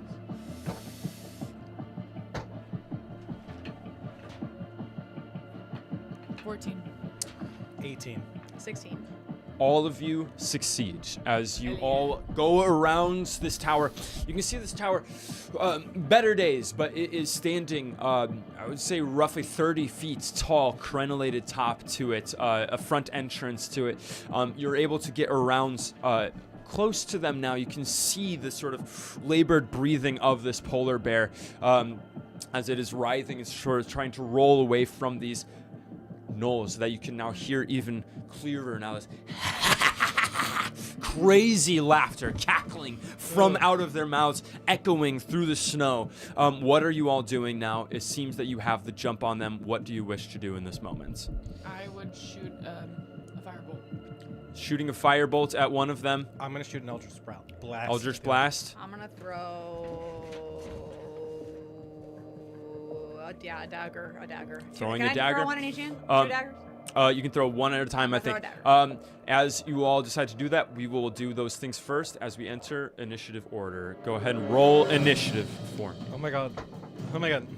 Is this first initiative? Oh! This is first combat of this campaign. What? Oh wait. Well, we did fight that cat. That was session 0 though. That was Little session crack 0. cat. All right. I rolled low. Same. Team Mother. I don't think it matters or like begets us right now, but in general, I have the alert feat and Oh. can swap initiative order with a willing person if you're ever feeling like Oh, nice. I got that 4. would benefit somebody. Me too! Oh, Um, I got 4 again. 5. You think you're better than me. 20 to 15. 18. 18 for Audina. Isabel, what'd you get? It's me and then Macy. Gotcha. 5 And 4. what is it? 5 and basically. 4. Gotcha. We both got 4, but Amazing. That is Morgana and then Portia. Okay. I'm going to ask, can we flip this mat over? Oh my god. What? wait, I just remembered that I have a bow from that guard. But I think I'm not. Let's see if I wrote down what it is. Maybe I gave it to somebody. You know, I have a longbow. What? So if I'm not proficient with a longbow, what is it? Like, if I try to use it, it's Just don't add disadvantage. I think you just don't add your proficiency bonus, but I don't know. Oh, sure. I'll ask you. Ask Eric. I have these for you guys. I thought maybe this would work, where we've got maybe this is Portia for now, and we have Morgana perhaps, a little witchy, and then we have Audina. Oi. Love. And Oh my god, whoa. So we're on the red road? This is so hurt. My hat. Or are we behind the? Oh, right, we snuck around. hat. Look at the hat she's holding. Oh my god, so true. My new hat. Incredible. If you could put at the front entrance these two guys. And speaking Speaking of the old crag cat, we're gonna use it to show the polar bear. So you can put prone between those two. Use Pride Bear. Oh, use Wait. I always Use need Pride Bear. like when he has to come.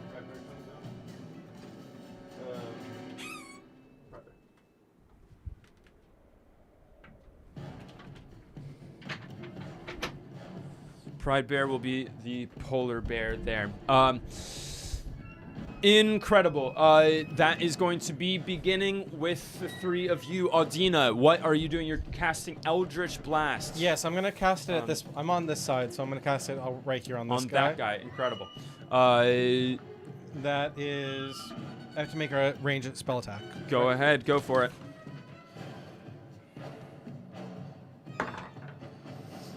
Oh. 8, 9, 10, 13. 13 does not hit as you send out this Eldritch Blast. As you can see it sort of glide across the top of the fur of this gnoll as he looks at you dead in the eyes through the howling snow, and the wind is looking at you. Do you have any movement or bonus action? Oh. Work. Yeah, work. Scary Jack.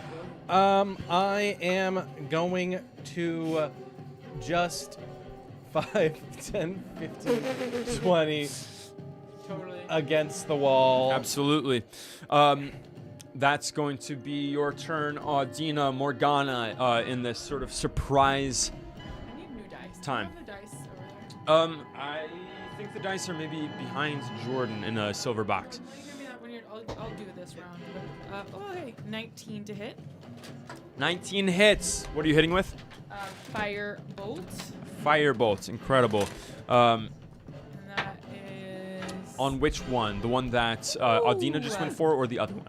10 points of damage on the that one. On the which one, sorry? Not the one Adina was. Okay, gotcha. 10 points of damage. Holy shit. Max. Describe for me your firebolt coming out. Yeah, I kind of like pull out of my component bags, like on my person, like a little like cinder, and kind of rub it between my hands until like a fire builds and builds, and then I shoot it out my palm. Blazing past, holding the torch in one hand and you can almost feel the flames licking off the torch and gathering in your hands as you send it out across the air. You can feel the heat through the cold air as it makes boom, direct contact with that gnoll, as you hear scream out in pain as you can hear the singeing on its fur. Morgana, is that your turn? Yup. Portia, you are up. Can I actually run in instead? Yeah, go for it. Okay. Absolutely. I'm gonna run in and On this one that's just been badly burnt by Morgana. yup, from behind. So surprise, we get advantage. What's the deal with? No, we just get an extra No, round. this is just they're not taking a turn right now. Oh, cool. Okay. Then I'm going to try to hit it with my spear. Okay, Run up and try to stab it in the back with my spear. incredible. That is a 24 to hit. 24 will absolutely hit. Okay. Ooh! 11 points of damage from that. 11 more points of damage. Holy Whoa. shit. We are Coming not in with playing spear. around. Fucking around. You are almost running in tandem with the firebolt that just whizzes past your shoulder, hits it. It reels around just in time to catch the blade of your spear as you zoom into it. Hell yeah. Incredible. 11 points of damage. Huge. And I'm not done. Keep going. Now that I've said that, I'm gonna whiff. I'm gonna spend a focus point Okay. to flurry of blows. Okay. Yup. Go for Yup. Yup. Ah! I'm not whiffing. That's another 23 to hit. 23 to hit. That's right. Good lord. 25. 25 hits. Go and roll damage on that.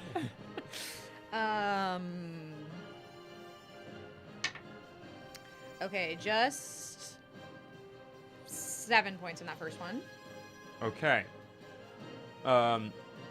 7 points on that first one. Yeah, and that's still a punch to the kidney. Incredible. Yup. Okay. Boom! As you hear just breath leaving the mouth of this insane creature, this seemingly 8 feet tall, disgusting smell as you get up close to it, as it is looking at you with intelligent eyes, but this sort of insane animal energy coming from it as it is vibrating with energy. Okay. Second unarmed attack. Yup. Okay. Is 12. 12 does not hit, as it is locking eyes with you. This time, as you go again to slam into it, it raises one fearsome claw and just whacks your arm out, and you feel your arm almost overextend in one direction. As you gather your bearings, you feel the brute strength of this creature as it looks down at you. How's it looking though? It's looking rough. It's bleeding and it's scorched. It is in rough Okay. shape. Okay. That's my turn. That's your turn, and that's the end of the surprise. Actually, I'm going to end over here so as to be flanking Queenie. Nice. Like, in all that if stuff. if she goes up you said we're looking eyes to if she eye, goes you know up what I into mean? melee, then that will be flanking. Okay. Yes. Incredible. And it's going to be the turn of the one that was tried to be hit by Audina there. And that one is going to go for closest quarry, and that is going to be Portia. As you can send the one with the double wielding up to Portia, and it is going to attack her there. That is going to be an 18 to hit. That's a miss, Eric.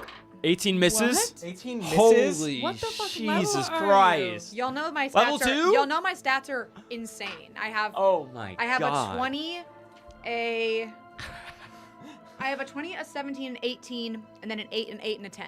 So I'm really good at some stuff and really bad at some stuff. Jesus Christ. Okay. It goes up and tries to use its rend attack. It is trying to bear its claws against you, and is trying to rip you limb from limb. And as it goes to get you with 2 arms coming for you, you look up, complete confidence, complete dispassion, and just parry both attacks. Hitting pressure points in the arms where the arms are just boom, boom, made limp for a moment. As its eyes widen, you hear a slight whimper in its voice as it looks at you. Takes a moment, looks at its companion here, and is going to instead disengage from you. It's not going to use the action disengage. It can't, but it's going to look over at Pride Bear, and it's going to start dragging Pride Bear away by the rope towards Isabel, if you would. And it's going to make it, I would say, just 10 feet going that direction. Why is that polar bear painted in rainbow? Mysteries abound, as that is the double.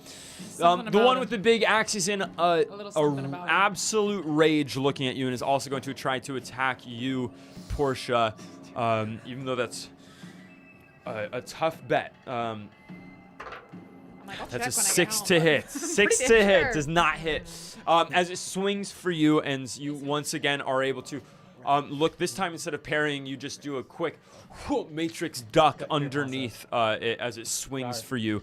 It is no use against Portia, as that is that Null's turn. And Audina, you are up. Damn, that was awesome, you guys. Backflip. Of course, naturally. And that's a free action. That's a free Free action. action. Back. That is action, bonus action, and movement. Actually, already done. I'm gonna try another Eldritch Blast at the one who's carrying Pride Bear away. Okay, go for it. Don't fail me now, Guys, sister. we might have to eat Pride Bear. Will a 16 hit? 16 hits. Ah, 16 thank hits. God, Roll damage Diva. on it. Ugh. Okay. Did we get a polar bear on our team? You're right. It is Especially over a for these rainbow polar bear. bitches.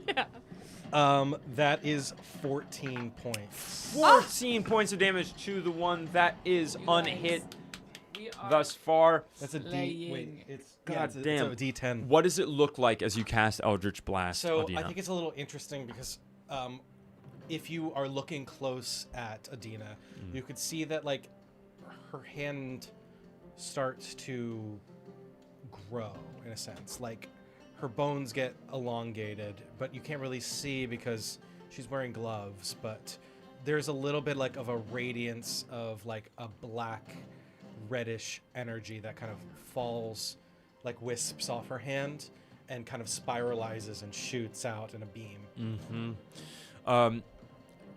Portia, go ahead and make a perception check for me.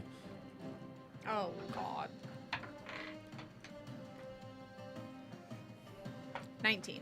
19. With a 19 as you're looking, and you see Portia backflip emerge from behind this tower and send out this energy. You see these sort of almost like alterations of her body and of sort of space around her.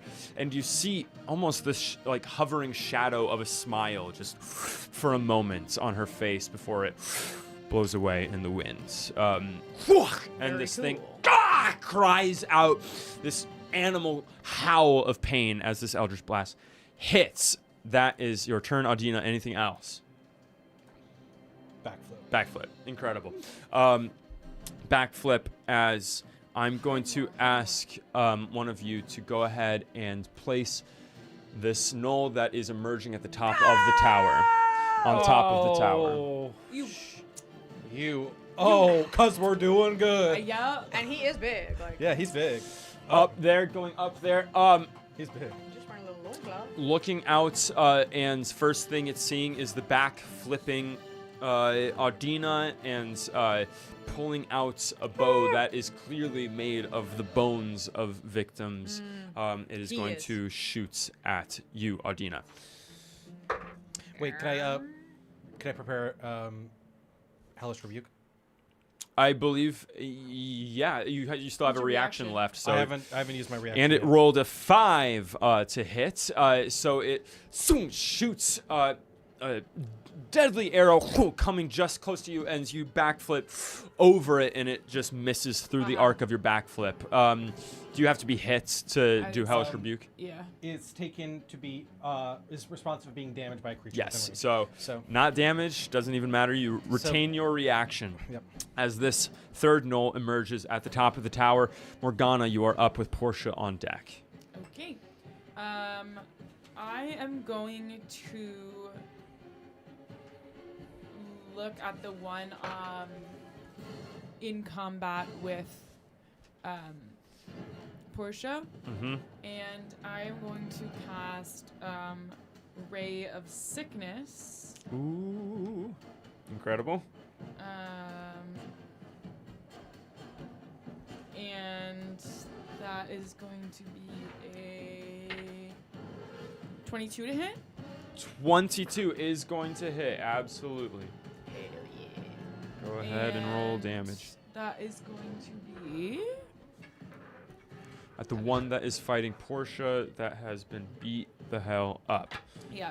I take out kind of a little like green powder and like mix it with a couple drops of like acid.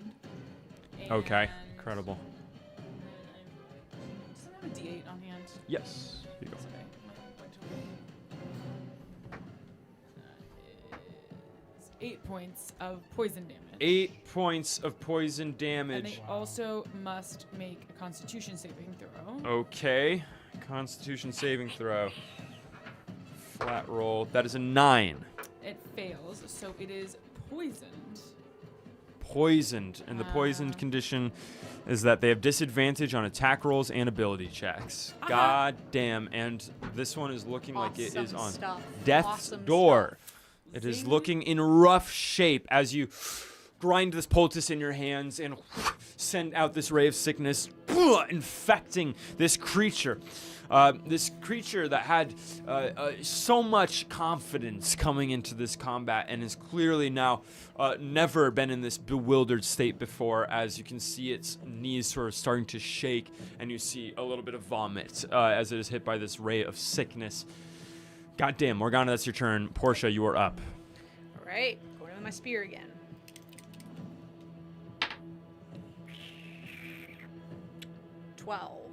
Which I think 12 to hit. This is one that you are Yeah. attacking. Does not hit. Okay. I'm gonna use another one of my focus points and flurry of blows again. Flurry of blows again. As you swing the spear back, it grabs it in the air. This sort of last-ditch strength from it as it just growls, spittle flying in your face, and throws the spear back at you as you wheel back around with the flurry of blows. Go for it. Oh, that's not gonna hit. It's a 2. 2, again, crunching into it. Oh You see? my God, I do see. And I want it. Crazy. So it's a dirty 20. Dirty 20. It was truly half off of the Yeah, table. That that's was crazy. insane. Dirty 20 finally hits at the end of this. Let's go. Its last strength, trying to fends off one blow, then the other, and the third. Go ahead and roll damage. 7. How do you want to kill this? No. Finally! Let's go. I think having missed the 2 strikes, Yeah. I just kind of give it a little like, and like kind of spin around it and take my staff out from his hand and like under my armpit, like while I'm faced away without looking, just like stab it. And you feel the crunch as you send it back. This feeling of this. It's exciting, but there's also sort of a calmness that comes from the intensive training that you've had. But then followed by this frustration of, oh, I'm not in the classroom, and this thing can fight back in a savage way.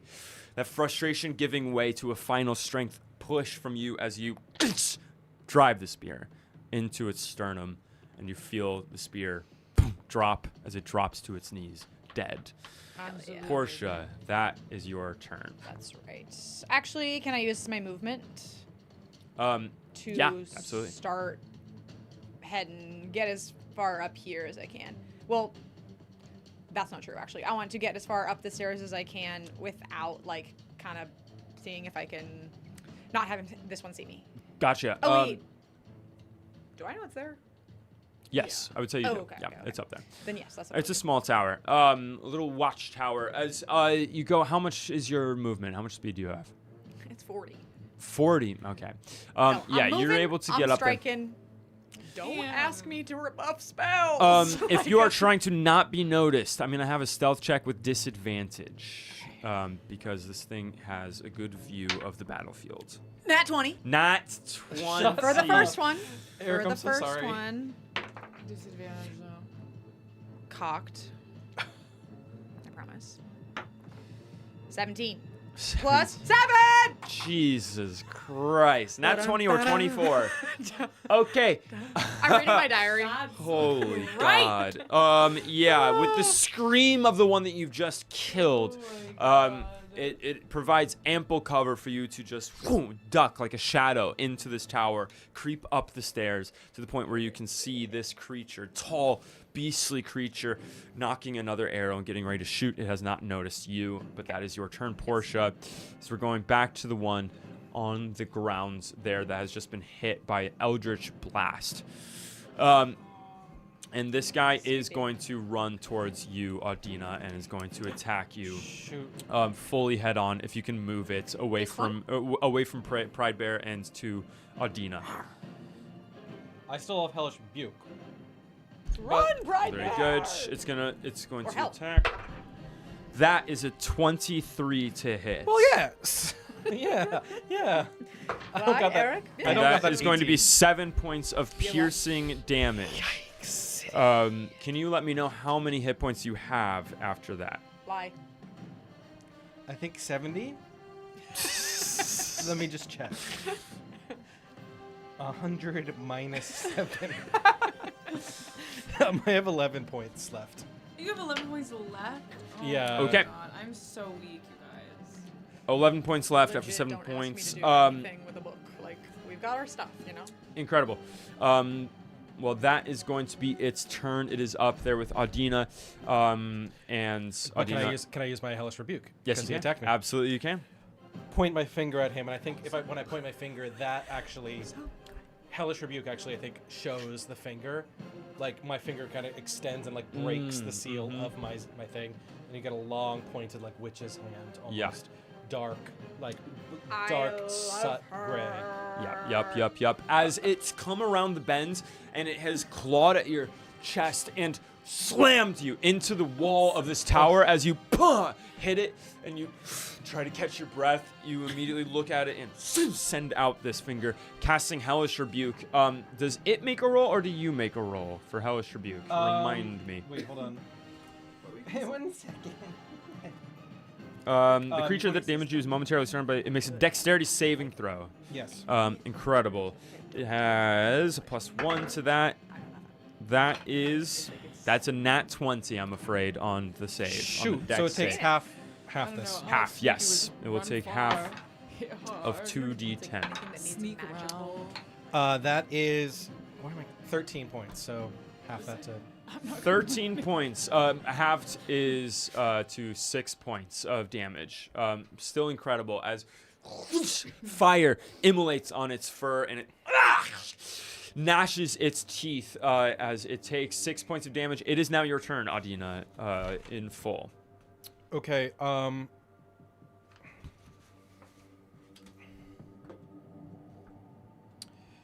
Give me 1 second. Absolutely. Because I'm trying to think what is the best option here. Because I don't think I should use.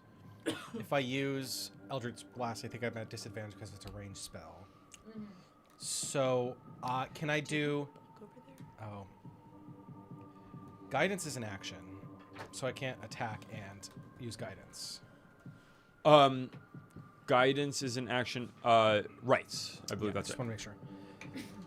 I think that now that he's really close, my goal is to kind of try to get away from him. So I'm going to take out my quarterstaff, named Elashtirma, and I'm going to try to hit him and get him away from me. Incredible. Go ahead and make that attack roll.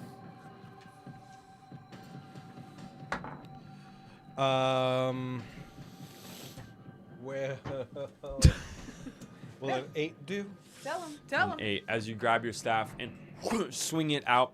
This one again grabs the staff and pulls you towards it as it growls in your face, pulling you towards it. Is that your turn, Adina? I'm gonna scream. Help, please! You hear this voice through the wind and the snow, and I can, yeah. And as you cry out, it is going to be the gnoll on top of the tower's turn. It does not see Portia. It is looking down, and it sees that Adina is handled, so it's going to aim for Morgana and is going to Wish you would. knock a bow. That is a 10 to hit. Just misses. Just misses. Rolling great. 10 to hit as knocks an arrow. You look up just in time to say, oh shit, and duck as it zoom whizzes above your head, and that is going to be the tower gnoll's turn. Morgana, you are up with Portia on deck. Okay. I'm going to, I think, hit a ray of sickness again at this one. Nice. At the one on up top of the tower? top. Yeah, so that is going to be 14. 14. You send out, gathering it in your hands, and you send it up towards the tower, and you see it just duck down behind the crenellations, and you hear I hate it. laughter from on top of the I tower. hate 14 it. just misses. Okay. That's your turn. Yeah, that's my turn. Morgana, Portia, you are up now. You are hidden at the top of these stairs, having not gone onto the full tower roof yet, but you can see this thing laughing down at Morgana. My friend. So can I like sneak attack it? Like, what's the deal with? I would say that a rogue would be able to, from like a Right, hidden right, position, right, have right, advantage. right. This would just be a normal attack. Okay. I just avoided being attacked by it like last Yeah. time. Yes. Okay. Then going in with that spear. All right, Great. coming up, blazing. Unless I shove him off the tower. No, that's something to think about. But I'm not very strong. Would you say a shove off the tower would be an acrobatics check or an athletics check? That's interesting. How would it be an acrobatics check? You can try to pitch me on this. Now think hard. I'm thinking. Oh, am I thinking? Cirque du Soleil. Oh, I'm thinking. Right, Back like foot, back foot, I'm back foot. thinking Back it's foot, like back- more back- of like Can't say it 3 times fast anymore. like a flip drop kick. A flip drop kick. Right, I know it's counterintuitive. No, I'm following it. It's yes. It's yeah. Maybe more of a like less than brute force Uh-huh. and more of a knock your sweep knees the up. legs. Yes, and then- 100%. I can buy that for sure. It is going to be opposed against their strength, so I'll give you the number that you'd hit. So the strength is +2, +2 on the strength. So I'm gonna roll this, and this will be your DC. Wait. No, you know what? Let's do it. I didn't realize you didn't pull the trigger on it. Okay. I feel that I did ultimately, you know. Cool. So +2. That's a 21. 19 + 2 is 21. Okay. Coming out with an acrobatics check. What is your modifier for acrobatics? +7 for. So you need to get a 14 or higher on this roll. You got it. No problem. 14! 14 hits! Oh my god. Incredible. Almost all That's fingers get fucking it. awesome. You get it on all fingers. Coming out on top of here, Oh, that feels good. you come up and immediately just vaulting yourself up over the top of these stairs and swinging your legs fully around your body. You whack the legs off this thing as it looks at you with wide eyes, almost in slow motion, as its waist boom hits the crenellation and it flips ass over tea kettle. What'd you say? Don't laugh at my friends. It's just screaming off the tower and is going to fall. That is, I said before, 30 feet, so it's going to be 3d6 of damage to it as it goes Shabby. down. Potentially more than I could have done. That is 15. 555. Yeah. 15 Yep. points of Yeah. damage to High it, five. and you can knock it all the way down, prone on the ground below. 15 feet. Or 15 points of damage. Incredible. And that is your turn, Portia. As we're going to go back to the top initiative order with the one that is currently holding the staff of Audina and is going to No. make an attack to try to rend you. Wait! That's what you say to it. 16 to hit. That hits. 16 to hit. That's going to be 5 points of damage. What is it that Carson said? Oh no, I'm thinking of God. 5 points of damage brings you to 6 hit points. That's correct. Got it. 5 points of How damage much do you know? as it cracks you across the face, and you feel a cut from its claws. That's going to be its turn. As Audina, you are now up, face to face with this gnoll. Get him. I'm gonna first use a bonus action to do healing. Can I do healing word on myself? Yeah, absolutely. I'm gonna heal myself. Go for it. I move. am going to. Do I have spell slots? I don't have second spell slots yet. I'm gonna use 1d4.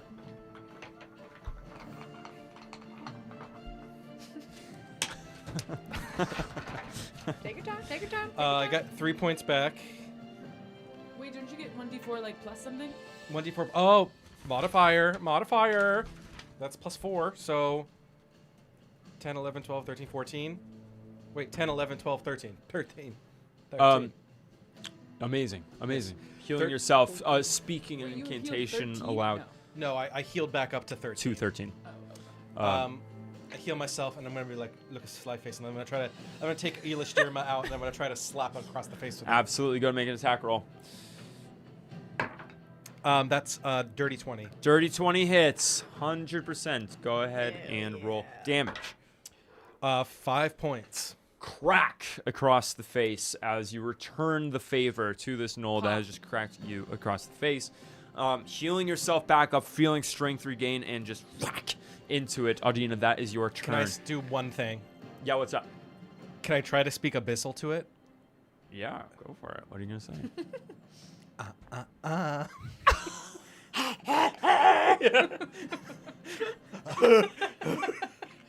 You speak the tongue. As it makes direct eye contact with you, you see fear enter its heart for the first time as you say, in Abyssal. 100%. Let's hear it. Let's hear it. It appears to be meaning you as an equal now.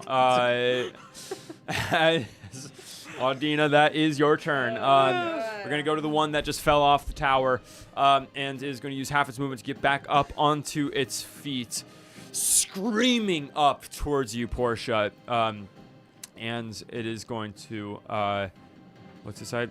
And it's going to go for Morgana, who is right there. Out of fury, attacking with a dirty 20 to hit you, Morgana. Well, That's going to be 4 points of piercing damage to you, Morgana. Okay. She's 4 points of pretty damage deep to in you, the Morgana. tech right now. I know. Sorry, I lost it, but we're all good. Oh, nice, cool. Okay. 4 points of damage to you, and it is your turn now, face to face with this other null. I am going to.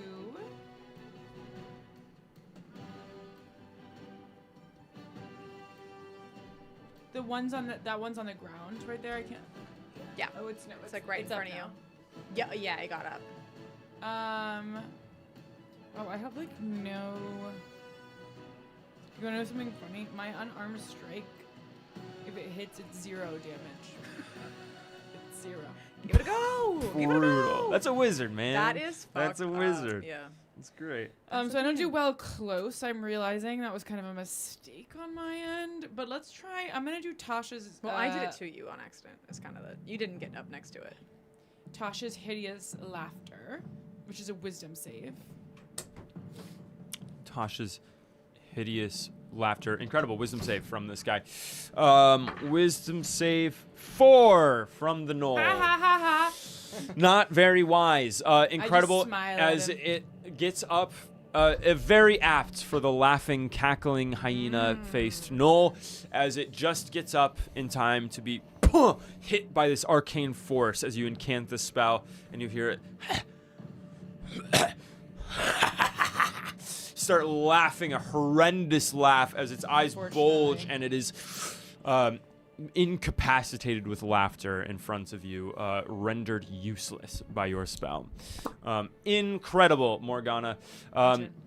It is now going to be Porsche's turn. Let's go to the crossroads.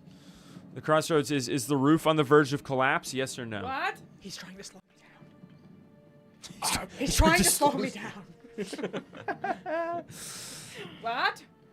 Is the roof on the verge of collapse, yes or no?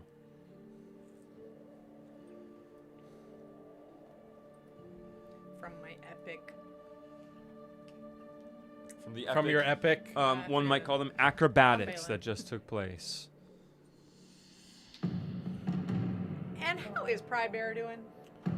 Nobody's asked that. No one question. has laid eyes on Pride Bear What is for Pride Bear a up little to? bit. I wish now. he'd help.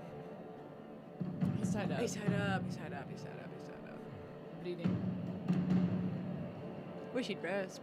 Hey, take it easy. Take a load off, Pride Bear. Whoa. Da, da, da, da. Whoa. It's looking like. Nah, the roof is not on the verge of collapse. Portia, it's your turn. Do what you will. Okay, what's kind of the scene down here? How are my girls looking, and how are my guys looking? I don't know how your girls are looking, but I know that both of my girls are a little bloodied, not on death's door, but looking in rough shape. The one that is right up with Audina is looking in particularly rough shape. May I ask how my girls are doing? Oh, this girl's doing okay. I've lost now like 5-ish hit points after healing. What are you Okay. at? 13? 13. See, that's less. That's more than my starting place, girl. Whoa. Oh, whoa! Glass cannon. Sister. I'm at 7. Okay, I think realistically, I would kind of like if we were fighting, kind of keep my attention here. Can I, Eric? Yeah, what's up? What do you think I'm gonna say? I think you're gonna try to swing yourself down off this roof in some incredible. I want to try to Break your fall onto someone. Yeah, like can I use acrobatics to try to gently take this 30-foot fall like with spear? Just to save yourself the damage by connecting the attack onto the knoll. I'm going to say We will put 'Cause it. It's 2 rolls, so I do get that it's a tall order. No, I think what we're gonna do is it's gonna be first a DC 10 acrobatics just to see if you can clear the distance off this roof to get to to land it in the right place, Okay. and then it's an attack roll to see if you land in the right place. And if you fail that one, then you're gonna take falling damage. In either case, you're gonna take falling damage. But Which is I will D6, say 3d6. that if you succeed on the acrobatics, this is very convoluted, then you'll get advantage on the attack. So first, we'll do an acrobatics DC 10. I love what you've built. I love what you did with the place. Perfect. Okay, acrobatics. Acrobatics Oh, I DC love 10. this one. Plus 7. Just gotta get 3. I've rolled a 17. Incredible. 24.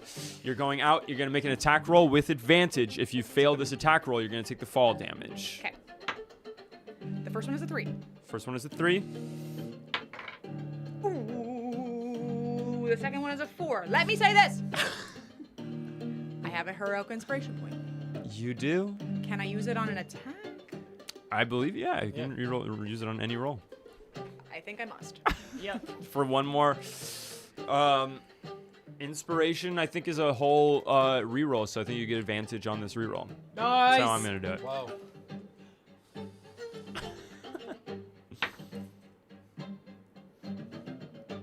17. 17. Go ahead and see if you crit. Right.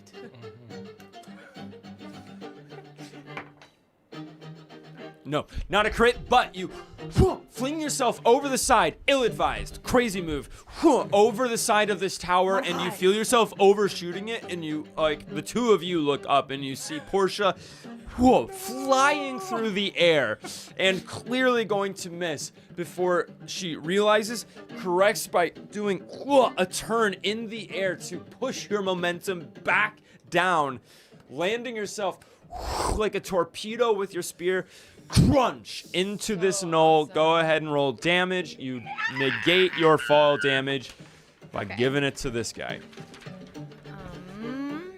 That is 11 points 11 points of piercing damage. of piercing damage. What I'm gonna say, go ahead and roll another d6. Go ahead and roll 2d6 to throw your falling damage onto this guy too. Okay. 6. 1. 7. Incredible. Is he prone? Yeah. Yes. I would say you're both prone. As you hit the ground with absolute velocity, I'm right there, like, just a sound of crunch, and you don't know who was crunching, but Yeah. just insane image in front of you as this guy that stopped his is laughter, all right.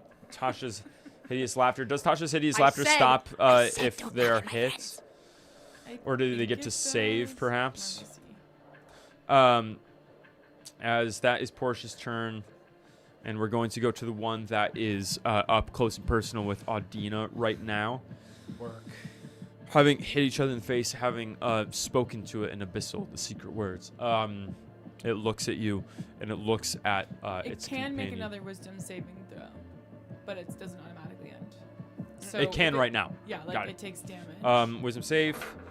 And they have advantage on the saving throw if it's triggered by damage. Okay, there's a critical failure on the first roll, and then a 3 on the second roll.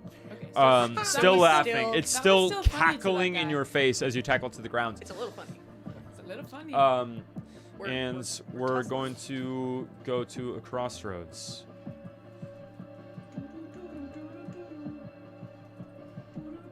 We're having a bit of a meet cute, me and this guy. I honestly, yeah.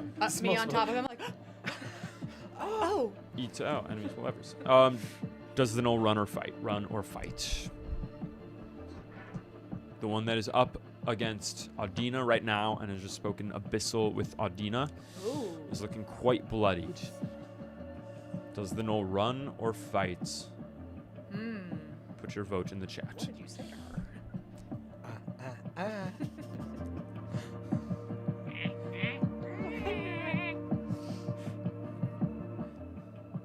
All of you on the other side of the tower.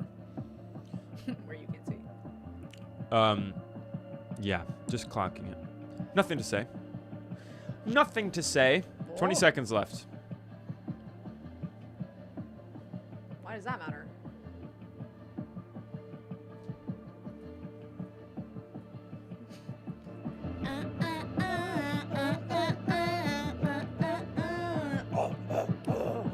2, 1, and that's gonna do it. This thing bares its teeth at you and turns, booking it in the other direction. You can send it This way? off towards around the tower, and go ahead and take it off the map because you can't see it right now. Goes. Wait, when I ran, could But you if get we an can't attack see of it, it opportunity can't see or no? us. Wait, does it? Audina could. I would attack it. All right, go ahead and do your attack of Bravo, opportunity on it. Does it have to? Do I have to wait until it's like just a little bit out, or do I have to wait? It has to be An attack? Like I it can can't. be a melee attack. But can I do an Eldritch Blast? No, Okay. because that is a feat where you can do spells as. Then I will for sure do an attack of opportunity. Okay, go for it. I want to knock it down if I can. I don't want it to run. I don't think that's a choice, but you know. I would say attack of opportunity. You're just gonna see if you can hit it for what you're worth.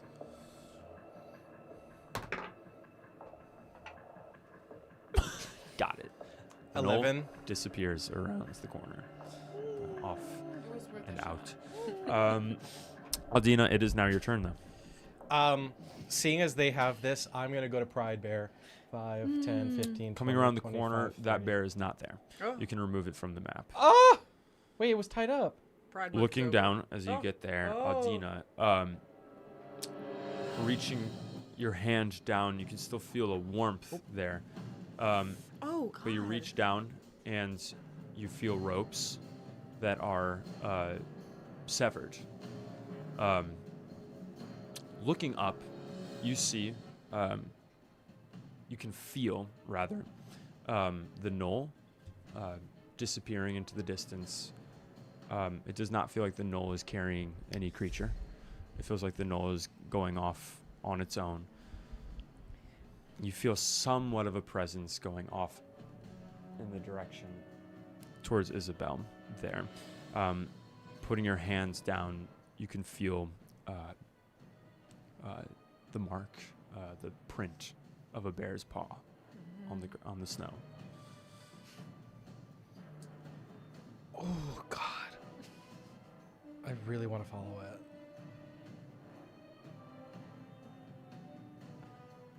I'm gonna try to follow it. You continue on in that direction, following, and you follow the bear prints as far as your speed takes you. And That's we'll it. come back to you on the next turn. As we're going back to this poor forsaken knoll that is still laughing on the grounds, absolutely incapacitated by Morgana's spell, in addition to have been pushed off the tower and then speared by someone jumping off the tower. It is in poor condition and is going to make a wisdom saving throw. That's a 9. Still laughs, still can't do shit. Whoa, it's just there until it. Tasha's hideous laughter is prone and incapacitated. Wow. Wow. See, that's what I'm talking about. And that is going to be that one's turn. As Morgana, you are up again. Okay. Concentrating on Tasha's hideous laughter for the moment. Can I move back from it now that it's incapacitated? Yeah. Okay. So will you move me back like 15 feet, kind of, ish, so I can shoot a little firebolt at it, Go for it. but not at you. Are you on top of it? No, I would say you're side by You side. could like roll off it. Yeah, yeah. Okay. Yeah. Okay. Which would be a critical failure. Okay. Critical failure. You looked like you were adding numbers. Going back, there is a moment of Portia on top, and you think that Portia's going to roll off to the right, and then at the last moment, Portia rolls to the left, and Eric's you revenge. feel yourself about to firebolt Portia, and you correct and send it poof, up into the air rather than risking hitting Portia in that moment. Oh, great. At least it didn't. You did not firebolt your yeah, friends, yeah. no. But you send it off, whiffing it. Morgana, that is your turn. Yeah. Portia, you are up, lying in the snow next to this badly injured Knoll. Get him. I'm getting him. I'm gonna Get try him. to Go for get it. him. That's what I'm gonna try to do.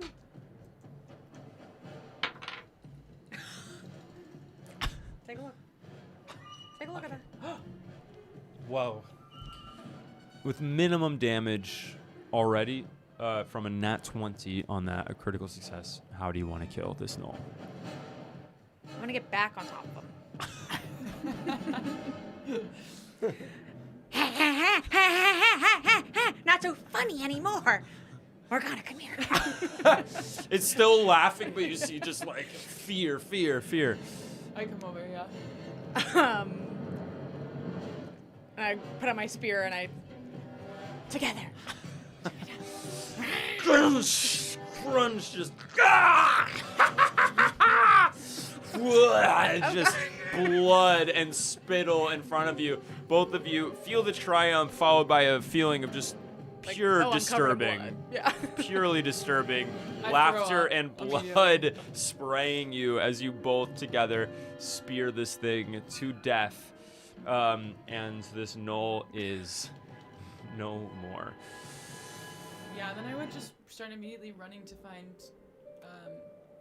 my friend, to find Adina. Out of initiative order, you go around the tower, and Adina, we will come back to you here, where you are following sort of presence. You can feel sort of light tracks of blood and following these bear prints, following them. The feeling of a presence of something in front of you drifts away from you faster than you can get to it. And as you follow the bear prints, you feel them become smaller and smaller. And you realize you're not feeling a bear print, you're feeling something else. And the next foot is even smaller. And the next one has a heel and 5 toes. And the next, as you realize you're following seemingly humanoid footprints. I'm gonna scream out into that direction. Scream out. I'm here to heal you. Nothing more. Rushing forwards and following these prints. I can't see you. I can't even feel your presence. It is my vow to heal anybody I come across who needs my help.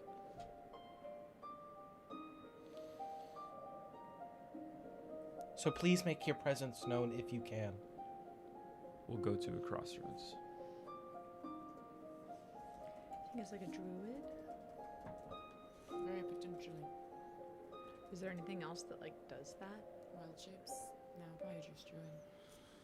Crossroads Some is, kinda like polar bear hybrid. do they express their thanks? Yes or no? Whoa. Thank God we like. I mean, not that it wouldn't matter if it's a polar bear, but Yeah, but you never know. yeah. Oh, Jordan.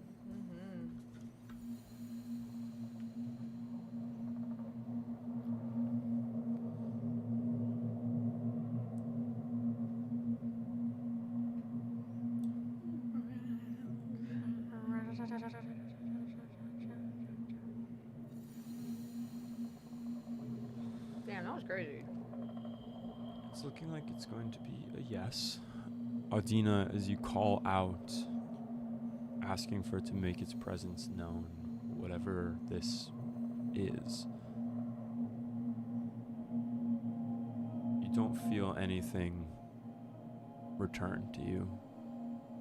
You don't feel anything living presence coming back to you, but feeling the ground in front of you, there's suddenly, between a set of prints, an object. As you lift it, you feel in your hands what seems like a carved, polished wooden ring with a bit of fur on the interior lining.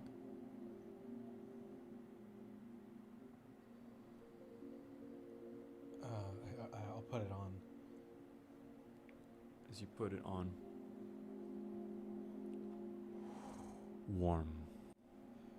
Warm through your arm and warm through your chest. It has the comfort of a crackling fire in a busy tavern in a late evening. Smell of ale, the sound of stories, and the feeling of safety. So you hear the howling wind again, and you feel all that from this ring. Thank you. I'm here if you need help. As I say out into the distance, and then try to feel for the life energy of my friends. Behind you, as the wind blows away whatever tracks were left in front of you, you return to your friends as the two of you come out from around this bloody battlefield, and you see Audina approaching, and at the same time, here, through the howling winds, "Hey! You lot there! Are you alright?" It's coming from the south, past the tower, as the three of you look past, like, between you and Jordan, if you're looking at that battle map. As you look through the howling winds, holding up the torches, lifting them again through the now darkness of this late afternoon here on the tundra, as the first thing you see is dogs pulling sleds as they're coming through the snow and approaching, and you see hooded, goggled figures approaching on dog sleds laden with bags and crates of different materials and things, as you see a small figure at the front of this sort of caravan in deep black cloak, black hood, muffs, and goggles, comes out. Says, "You lot there, you alright?" Who are you? Torga? Porché? What are the odds? As the dog sleds mush forward, and you see the proprietor, the small proprietor of a caravan of merchants, Torga. He's good people. She is the head of Torg's caravan. Hop off of this sled and look at you and say, "Porché, what are you doing out here?" We're headed to Easthaven. Easthaven, that's where we're headed. What are the odds? Start sobbing. Oh, there's no need for that, lassie. No, I'm very happy to go on the sled with the dogs, and can I bring my fox? We'll be happy to accommodate you for a price. Porché, is this you're doing out here? Yeah. Fine work, Sefik, huh? As you see another of sort of bodyguard pop off. He's wearing sort of dark gray goggles and a dark blue hood as he comes out.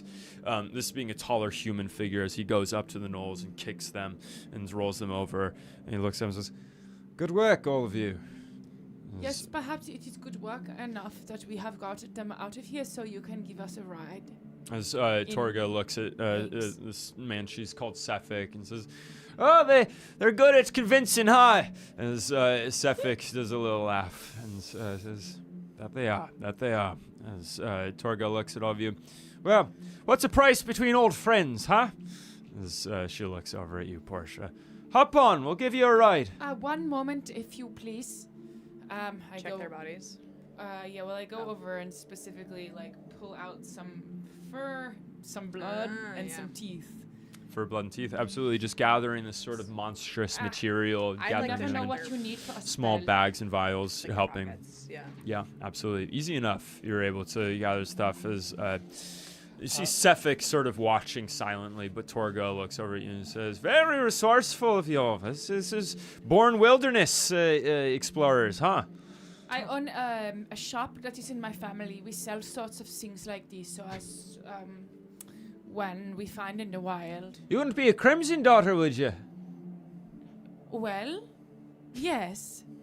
Well, I see you're traveling to Easthaven and just wondering if you're from the eastern parts. That's wonderful. The Crimsons have a long storied past. Yes. Yes, we do. Oh, very good. We'll be an honor to have you on board. Hi. Raise my hand. Hello, lassie. How are you? Good. This is Adina. Do you need any healing? Oh, no, I can do that myself. I would not mind some healing, but perhaps you can do to me. I'm using my battle medic ability, so which means I can.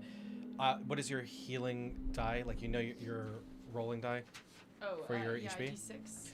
I can roll that as you gain that plus my proficiency bonus. Oh my god, awesome. But I can only use it as an action. Okay.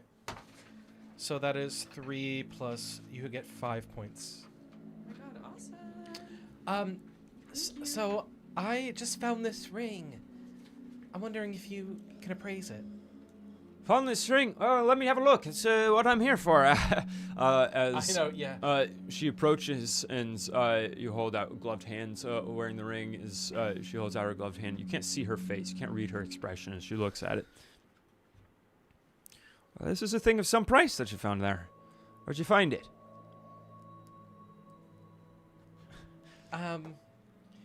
Guys.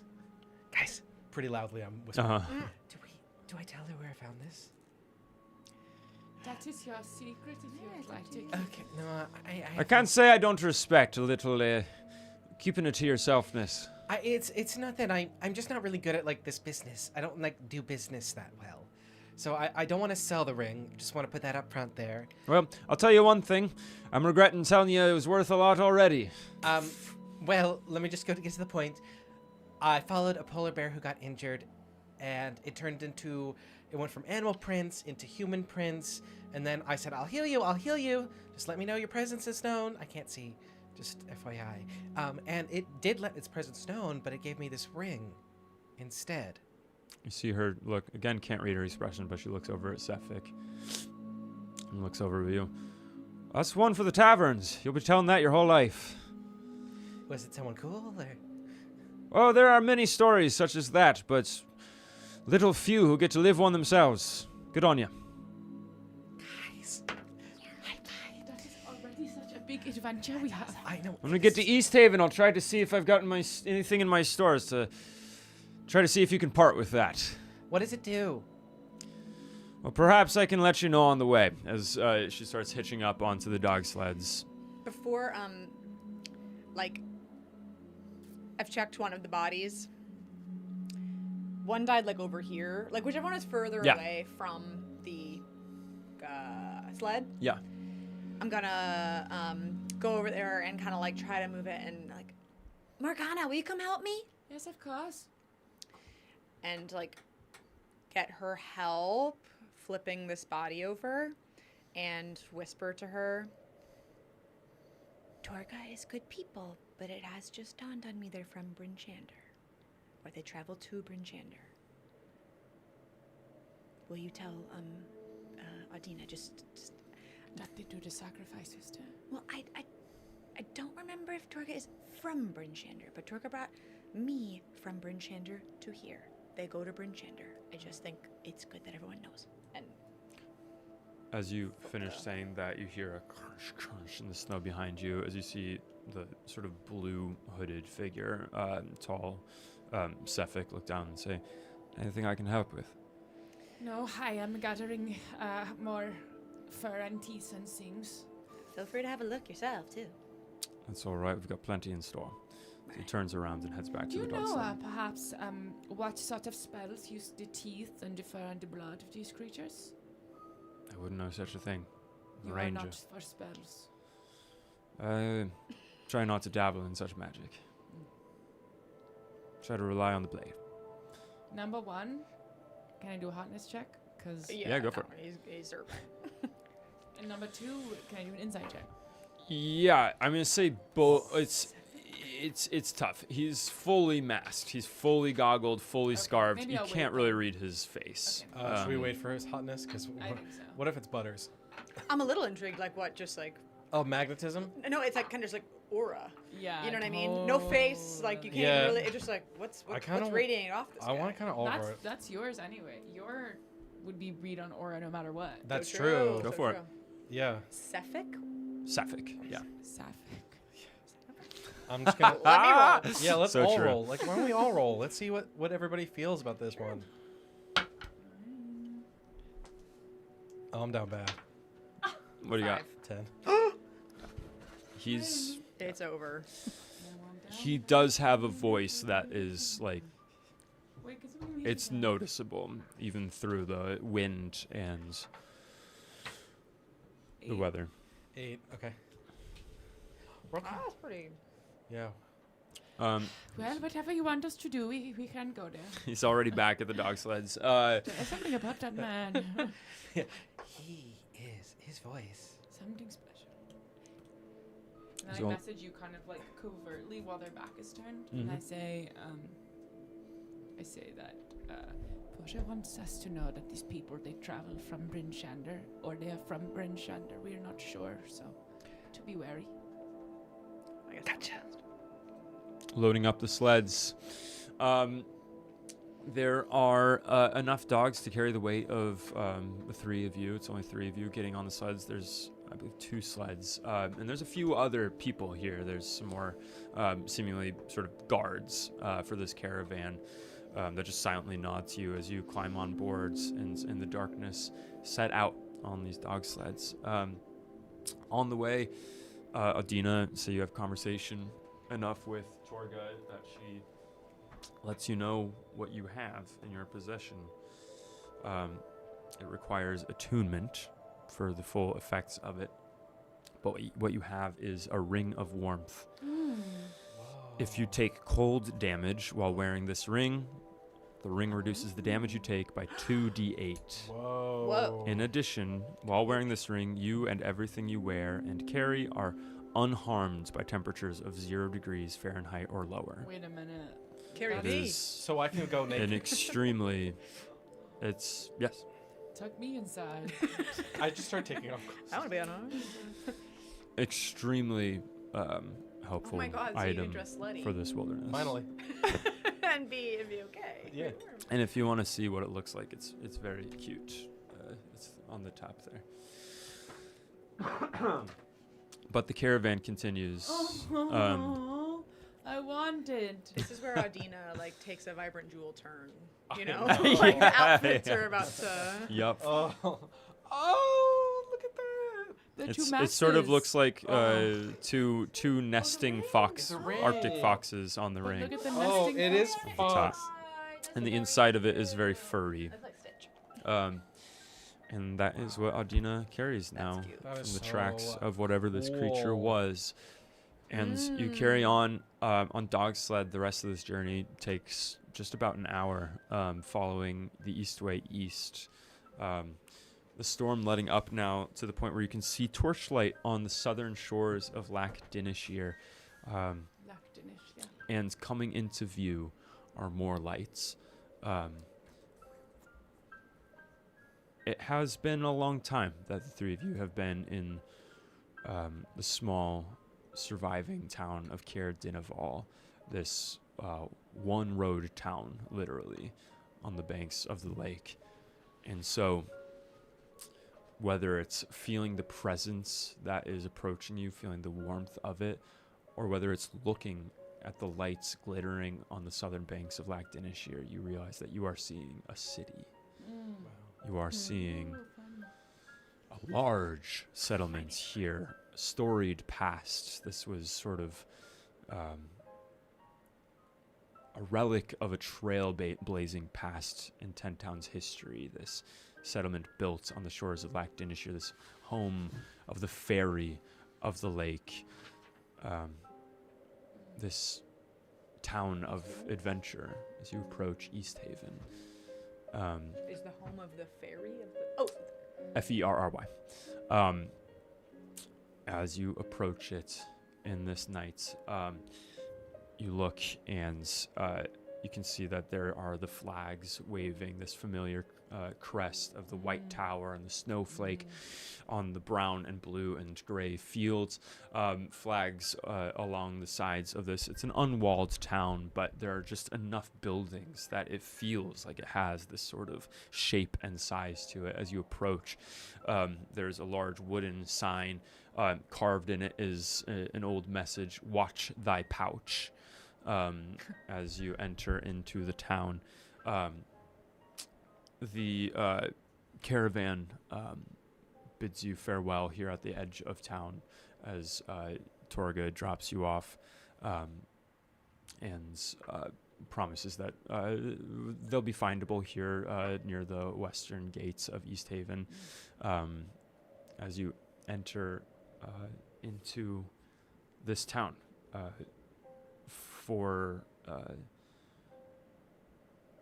the first time seeing Easthaven, and there are people with lanterns in the streets, and they are walking past lanterned windows towards the center of town. You're almost swept up in this sort of crowd going into Easthaven, never having seen so many people in your lives, or at least in years, as you follow dozens of people towards the center of Easthaven. You hear loud voices calling out as you catch kind of the tail ends, as you hear the tail ends of this shouting. "We shall let the Frostmaiden know that slights against our town and the people therein will not go unpunished." Cries, cheers, clapping as you come around a bend and you see a man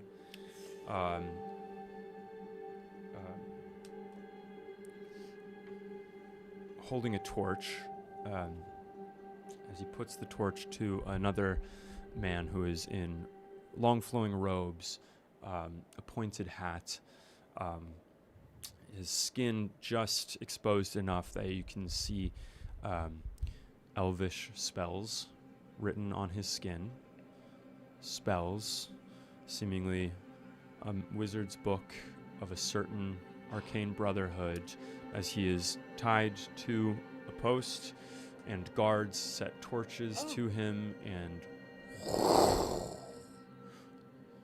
the man is lit aflame. Oh my god. And we'll pick it up there next time. The man that they're sacrificing has the tattoos. Yes. Like trickery does. I know. Pick it up there next time. Oh no! Thank you guys for joining us. Whoa! Love ya. Hey, Tiny Team, we did it. Hey, Tiny T. Tiny Hey, T, Tiny we T. did it! Bing! Take that. Take that. Daddy. Take They that, doubted Jack us, and they Carson. hate us. Have fun with your green light or whatever. Oh, Oh, that was really fun. Thank you. Yay, love you Our guys. unit part will be back next week. We'll be back next Thanks, Monday, guys. right? Is everyone Yeah. cool? Next Monday? Cool. Alrighty. A shout. Bye. Bye. Ooh, ooh.